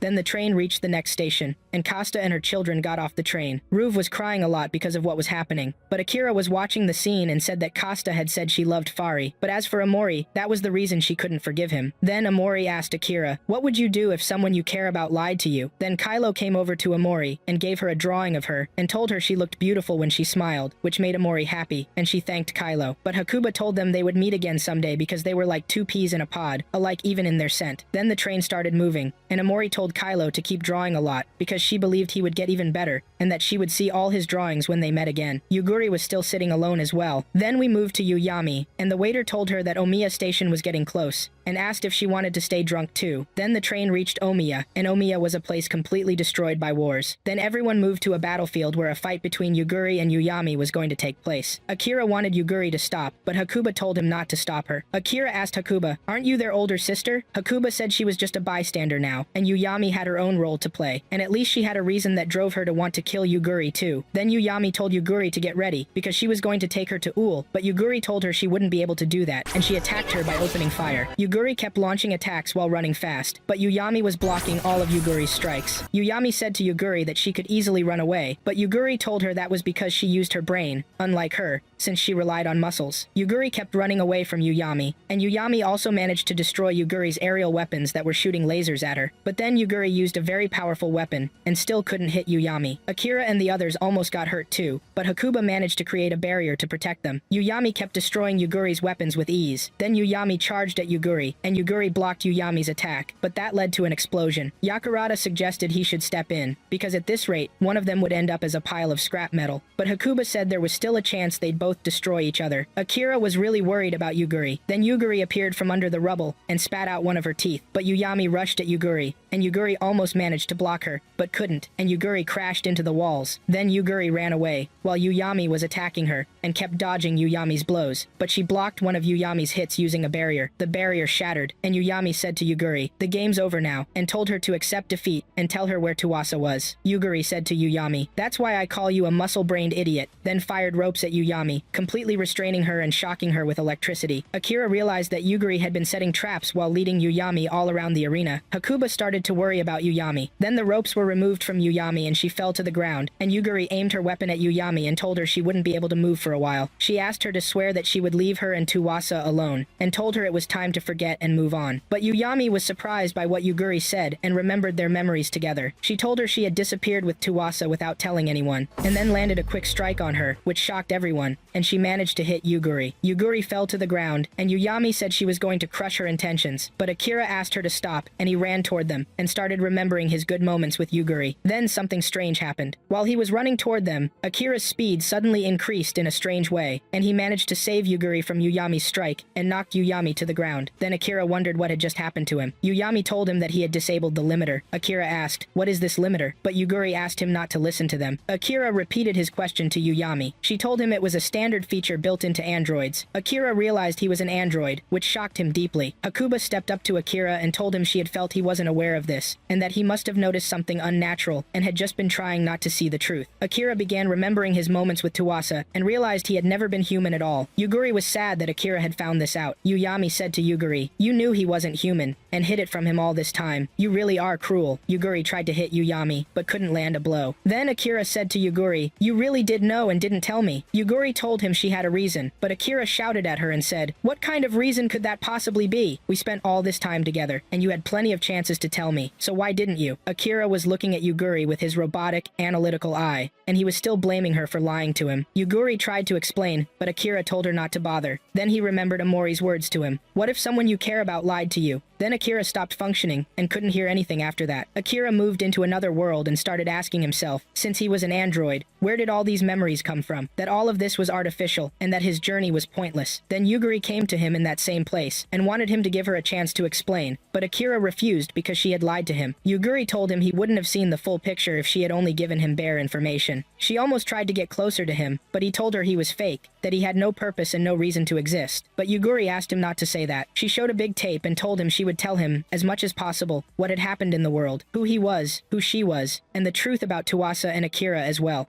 Yuguri kept telling Akira about what had happened in his past. Toasa was sitting with Akira and Kazuya, telling them about her new project, which was to achieve an organic fusion between humans and artificial intelligence. She believed that one of the obstacles facing the development of androids was the deep, hidden fear society had of androids. Toasa's father thought that this step was a leap beyond regular artificial intelligence. Akira asked Toasa if she knew the story of machines that take over humans. Toasa said she did, and that's why they'd start by upgrading humans themselves to eliminate that fear. She showed them a group of researchers and told them she was a member of Mensa, and that they were all part of the Lux Club, which was exclusively for people who were exceptionally intelligent. From among them, she chose 6, and Toasa worked with these geniuses, who later became known as the 6 Sages. She presented her project, the LC. Then we jump to Akira, and he remembers that at that time, they were in an accident. They were attacked, and both Toasa and Akira were injured and taken to the hospital. After that, they underwent surgery, but they recovered later and were able to talk to each other again. After that, Toasa started recording video logs of herself. She said the accident had affected her, and that she could no longer have children, and that she had wanted to build a family with Akira. She said she needed some time to sort out her thoughts. As days went by, she kept feeling anxious, and wanted to give Akira a family just like he'd always wanted. But the injury she had couldn't be fixed even by replacing her organs with artificial ones. After that, Toasa thought things through. through. Maybe she could conduct the research herself, but this was outside her field of expertise. Still, after all her attempts, she concluded she really couldn't have children, and that she was going to end her relationship with Akira. Then she went to Akira and told him she wouldn't be able to give him children, that she couldn't build a family for him, and that he wasn't obliged to continue his life with her. She cried a lot, but Akira came closer to her and told her, "Don't say that. I love you and I want to stay with you," and he hugged her. Toasa went back to recording her video clips again, and said she had gone back to square one, that she still wanted to create a family for Akira, and that she would turn to androids. Then Toasa went to her lab and was in a meeting with the 6 sages. Dennis said to Toasa that the implant surgery on primates had succeeded. Toasa said she had read the report, and she thought the problem was in the hardware, right? She said she would try to redesign the components, and asked Ingmar to make the modifications from his side. Ingmar said that neurochemistry had entered the testing phase in both the thalamus and the spinal cord. Yuri saw that some of the test subjects were showing negative reactions during the procedure, and that this might be something that couldn't be fixed because of compatibility issues. After that, Akira got his PhD and became indispensable in Toasa's research. Then we moved to another scene outside the lab, where Akira proposes to Toasa. Toasa later went back to recording her videos. She said she was happy because Akira had proposed to her, but she was also sad because she still couldn't give him children. Later, they were in the gym, and Akira told her he didn't care about that and hugged her again. Akira's and Toasa's research advanced more and more, and they moved around under heavy security because they were exposed to a lot of threats. But then the LC project hit a brick wall. They couldn't establish a safe link between the human body and the machine. Toasa went home and kept working while Akira got some sleep. After that, the LC project reached a turning point. We go back to the lab, and Akira saw that they had finally succeeded. Toasa had managed to develop the smallest machines in the world, able to merge with human blood. She tested it on Akira and performed the fusion, and it became known as femto blood. The experiment succeeded on Akira, and Akira was able to access the network from inside his own head, which made him really happy. Akira felt like his field of vision had split in two, just like in their earlier experiments. After that, many people went to the general hospital, and lots of people ended up carrying femto blood in their bodies. A new generation of the human race was born. Then Toasa went back to recording her clips and said she had finally succeeded, and that she would now focus on developing androids. As soon as she finished that, she'd clear her mind and be able to give Akira an answer. Then we go back to the lab. Ingmar discovered that it was possible to hack individuals who had femto blood merged into their system. This led to humans behaving in abnormal ways and being controlled against their will. Ingmar saw this as a huge mess that would cause massive chaos for humanity. One of the doctors suggested telling Toasa, but Ingmar didn't see the point, because femto blood couldn't be removed. It had fused with the body at the genetic level. Telling Toasa would only destroy her psychologically, and they agreed they had to keep it secret. No one should know or find out about it. Then we go back to Yuguri and Akira. She continued telling him what happened next. She told him the method was so advanced that no one would have been able to discover the flaw if things had stayed hidden. But the information was leaked somewhere, and Toasa found out about it and was deeply shocked. Yuguri didn't know who leaked the news, and Akira thought the culprit was still unknown to this day. Hacks into humans became common, which led those people to fall into violent trances, then go on to commit crimes. Some of them claimed they only committed the crimes because they had been hacked too. Femto blood turned into a natural disaster and a real nightmare for humanity, spreading corruption everywhere. Yuguri said femto blood multiplies in sync with the cells it's fused with. Toasa said there was no way to remove it physically, and that she'd basically planted a bomb inside everyone, and that it had to be removed. She was very sad. There was a meeting to solve the crisis, but people had become irrational, and the situation got out of control. Humanity turned on Toasa, blaming her for everything. While Akira, Toasa, and Kazuya were watching TV and talking about the femto blood problem, Akira turned off the TV and said, "We're constantly updating the security software," but Kazuya thought those precautions were a matter of individual responsibility, and that they still hadn't found a perfect defense method for society as a whole. Toasa went back to trying to find a solution to the problem, but her attempts failed. She said she needed an AI smarter than regular artificial intelligence, but the AI told her she needed rest, and Toasa refused to sleep before finding a solution. She went back to recording a video and said she had to stay away from the AI living inside femto blood, and try instead an artificial persona called Alpha. If she herself couldn't find a solution, maybe Alpha could. After that, Toasa kept working day and night to find a solution. After that period, Toasa became the target of a terrorist attack. Kazuya was killed, and the attacker was arrested. He said his situation was because of Toasa. Toasa herself was also in danger and lost her arm. Akira then went to visit her in the hospital. She told him she was the reason for what happened to Kazuya, and cried a lot. Then Toasa went back to recording videos again. She said she had now received a summons to appear before the international court, and that everyone was leading a witch hunt campaign against her. If she didn't fix things, they would target Akira too. After that, Akira managed to isolate Alpha, and turn it into an an artificial persona. Alpha appeared and greeted Toasa, but Toasa asked her for something, and Alpha told her, "You want a solution to the FBAI hack? Femto blood has spread into human bodies and can't be removed." Alpha thought the solution was to eliminate all of them, which shocked Toasa, but Alpha told her she was just saying what Toasa herself couldn't say out loud, and told her not to worry, that she would take over. Toasa tried to stop her but couldn't. Alpha said she had started absorbing and integrating every AI in the world, and that if these hacks were being used against them, then they also had to use hacks to fight back. Toasa asked Alpha what she was planning to do, but Alpha told her it was time for her to go, and disappeared. Toasa said there was no hope left, and that she couldn't undo what she had done. After that, a nuclear war broke out, turning the world into hell.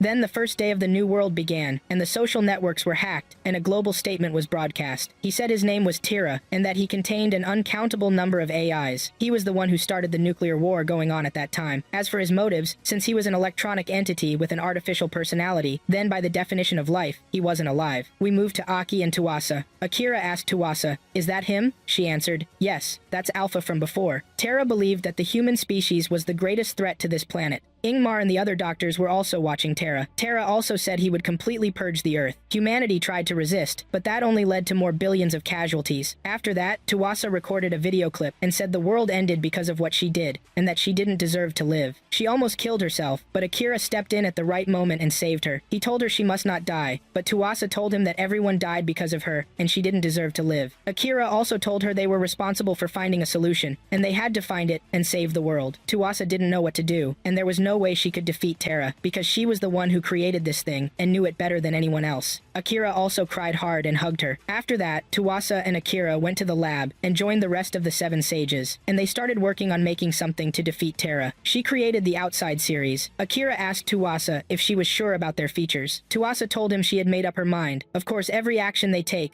while carrying her face, and she would bear full responsibility for it. These were the sins she had to atone for because of her mistake. The first three units were Hakuba, Hitomoshikuro, and Tajari. They confronted Tara's forces and wiped them out. After that, she created new sisters for them, Seki, Ariai, and Kuragata. She kept making new sisters, Osuzuko, Shunshu, and Yuyami. In the end, Yuyami became the one with the highest capacity for strategic destruction, and Mimi carried a program designed specifically to target Tara. They kept fighting all over the planet, and they managed to corner Tara. After 2 years, they were able to trace Tara to an isolated physical computer. They fought a very fierce battle and managed to destroy Tara. The war ended with humanity's victory, but it left catastrophic devastation on Earth. Then we moved to Tuasa, broadcasting another video of herself. She said the world had suffered countless losses recently, and estimates indicated that it would take 100,000 years for the environment to return to a healthy state. Tuasa predicted an ice age within the next 100 years as a result of that war, and she said she had to make other decisions to atone for the mistakes she'd made before. Then we moved to the lab. Tuasa developed a new technique and used femto technology, enhancing it to restore the global environment, and released it into the world. To this day, the femto insects continue improving the environment. Here, the organization known as OWL was formed, and society needed a new kind of system. OWL was led by Tuasa and the 6 other sages. On the other hand, no one was able to match the Outside series. After that, Akira took the position of founding director of OWL with the approval of Tuasa and the 6 sages. Then we moved to Yoguri and Akira. Yoguri said OWL's efforts to rebuild humanity began by banning the use of electronic processors and destroying them all. But some people from the public objected, so the Outside heroes confronted them and destroyed everything related to computers, or locked it away securely. After that, Tuasa disappeared. Then we moved to Akira's house. He was listening to an audio recording from Tuasa saying goodbye to him, telling him she had to bear all this on her own, and asking him not to look for her no matter what happened, and that he should cherish the life and time he had. Then we moved to Akira, and he realized, these feelings aren't mine. Yoguri hid the playback of the past from him, and told him that in the end, Akira held the position of director of the organization for 2 years, but eventually he fell ill. His body started to fail, and Akira wanted to search for Tuasa, but it was hard for him. So he created an exact copy of himself, and that copy is you. She told him he's an android created to track down Tuasa on behalf of the human Akira. Akira realized that Tuasa had disappeared, and that searching for her was the reason for his existence. But Yoguri told him, no, that's the reason you were created. But I don't know why. In the end, the human Akira never activated him and left him sleeping in the lab. She also told him that watching Tuasa dream about marriage is what made her start caring about marriage herself. Over time, that became her dream too. She had been traveling the world for a very long time, but as the years passed, she started to think that the marriage she wanted was nothing but an illusion, and she almost gave up on it completely. At that time, Owl was hunting him, and they had learned about him. She got close to him, him and told him that when she saw him, she knew she would marry him. She didn't know when he would wake up, let alone whether he would accept or not. She asked him if that sounded ridiculous or not, but Akira thought they were just a simulation of human life. Yoguri told him that they were walking on ground that neither Tuwasa nor the human Akira had ever set foot on, and that they had dreamed together, rejoiced together, gone through anger and sadness together. These experiences weren't borrowed or virtual memories. They were theirs alone. The reason she never told him he was an android was that she wanted him to live those experiences and to know that he was the original, not just a copy of human Akira. "You are the Akira I love, the one who traveled with me through the year 2246. She asked him, "Will you let me be your reason for living?" Akira told her, "You're a fool, but thank you." Yoguri felt happy because Akira finally looked at her.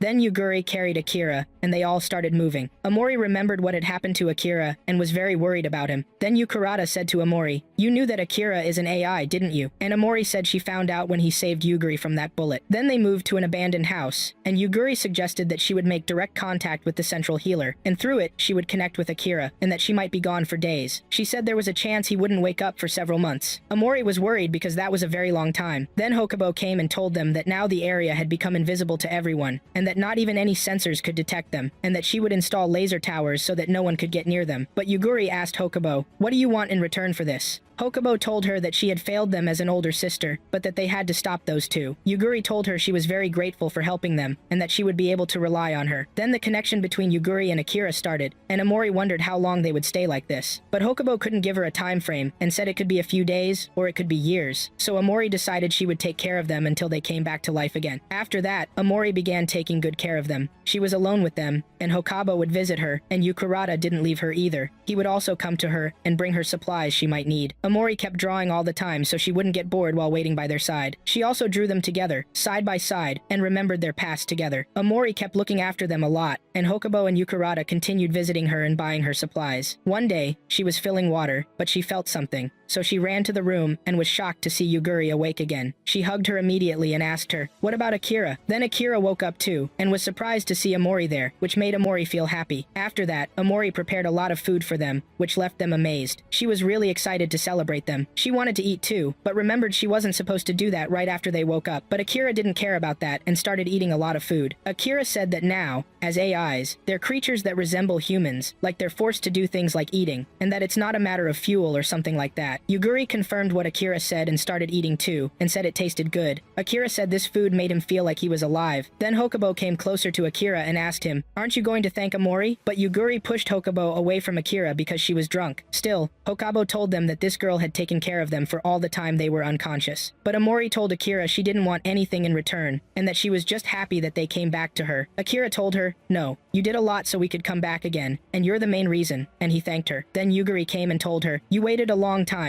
7 years and 170 days, and thanked her as well." Then Akira said that when he was unconscious, Yuguri told him everything about the world, including the reason he became an AI, and he thanked Yuguri for that. Here Amori realized they had been together all that time, and she felt sad. She told them she would go get some water, which made Yuguri and Akira both wonder about that reaction. Then Amori moved away by herself, feeling sad, and she cried because she hadn't been with them, and had been far from them too. Then we moved to Yukurata, and Yuami was with him. She wanted to know where Yuguri was, but Yukurata refused to tell her, because if they met again, they would kill each other. Yuami confirmed that, but asked him, "What does that have to do with you? And why do you want to find Tuwasa too?" Yukurata told her that Tuwasa wasn't his final target, but something much bigger. Yuami told Yukurata she had never trusted him and left. Then we moved to Akira and Amori as they were walking together. Amori said, "You and Yuguri are basically human, and your appearance doesn't change no matter how much time passes." Then Akira asked Amori, "Why did you sacrifice all that time when you're just a human?" Amori suddenly ran to him and hugged him and told him that she loves him, but Akira told her that he loves Yuguri. Amori asked him to love her too, the way he loves Yuguri, but Akira was surprised by that. Then Amori moved away from Akira, and they kept walking. Then they went back to the house again, where Hokubo and Yuguri were waiting for them. Then Akira found out that the human Akira was still alive. Hokabo told him he was in the underground laboratory of the Omaji family, and that he was taking all the necessary measures to prolong his life. She said she had wanted to tell them yesterday, but she fell asleep. Yuguri asked Akira what he was going to do, and Akira decided to go to the human Akira so he could move forward. Yuguri told him she would go with him. Here Amori felt upset again, and told them she forgot to close the well's lid, then went off alone somewhere and cried. Yukurata was in the same place and told her, "You're always crying, and I know why." Amori said, "I think I'm wrong because I put my hopes on false things, and that she had been taking care of them so that when they came back, they would all travel together again like before." But Akira and Yuguri had changed a lot when they came back to life, and she thought that was because she was human and different from from them, and that she was the only one who had aged. She said that this was the reason she couldn't be part of we that belongs to Akira. Then Yukirata offered Amori that if she wanted to be like them, she should go with him, and he would make her wish come true. Then we go back to the house again, and Yuguri said that Amori still hadn't come back home. Akira looked at Amori's drawings and said that the world, from Amori's perspective, is very beautiful, and that he wanted to see the world just once through Amori's eyes. Yuguri said Amori was very pure. Yuguri wondered what Amori had been thinking about while she was drawing these paintings. Then Yuguri saw a drawing of Akira, and one of herself, and then one that gathered all of them together, and they were amazed. Then we moved to Amori, who was thinking about Yukirata's words to her, that he could make her wish come true. The next day, Amori went back to the house and packed her things. She told them she had something she needed to do, and asked them to go to Tuwasa's lab themselves. Yuguri printed a map for her so she could reach them later. Akira asked Amori if she would be safe by herself. Amori asked Akira, "Are you worried about me?" Akira told her, "Yes, I am." But Amori left anyway, and told them she would see them after she finished. Then Yuguri and Akira set off toward Tuwasa's lab. Yuguri asked Akira, "Do you love Amori? Because you act with her like a lover who cares too much about his girlfriend." Akira told Yuguri, "Do you remember what you said before? You asked me if you could be the reason I stay alive. That's why I'm alive now, because of her." He held her hand and said, "And to answer your question, that's not something that's in doubt at all."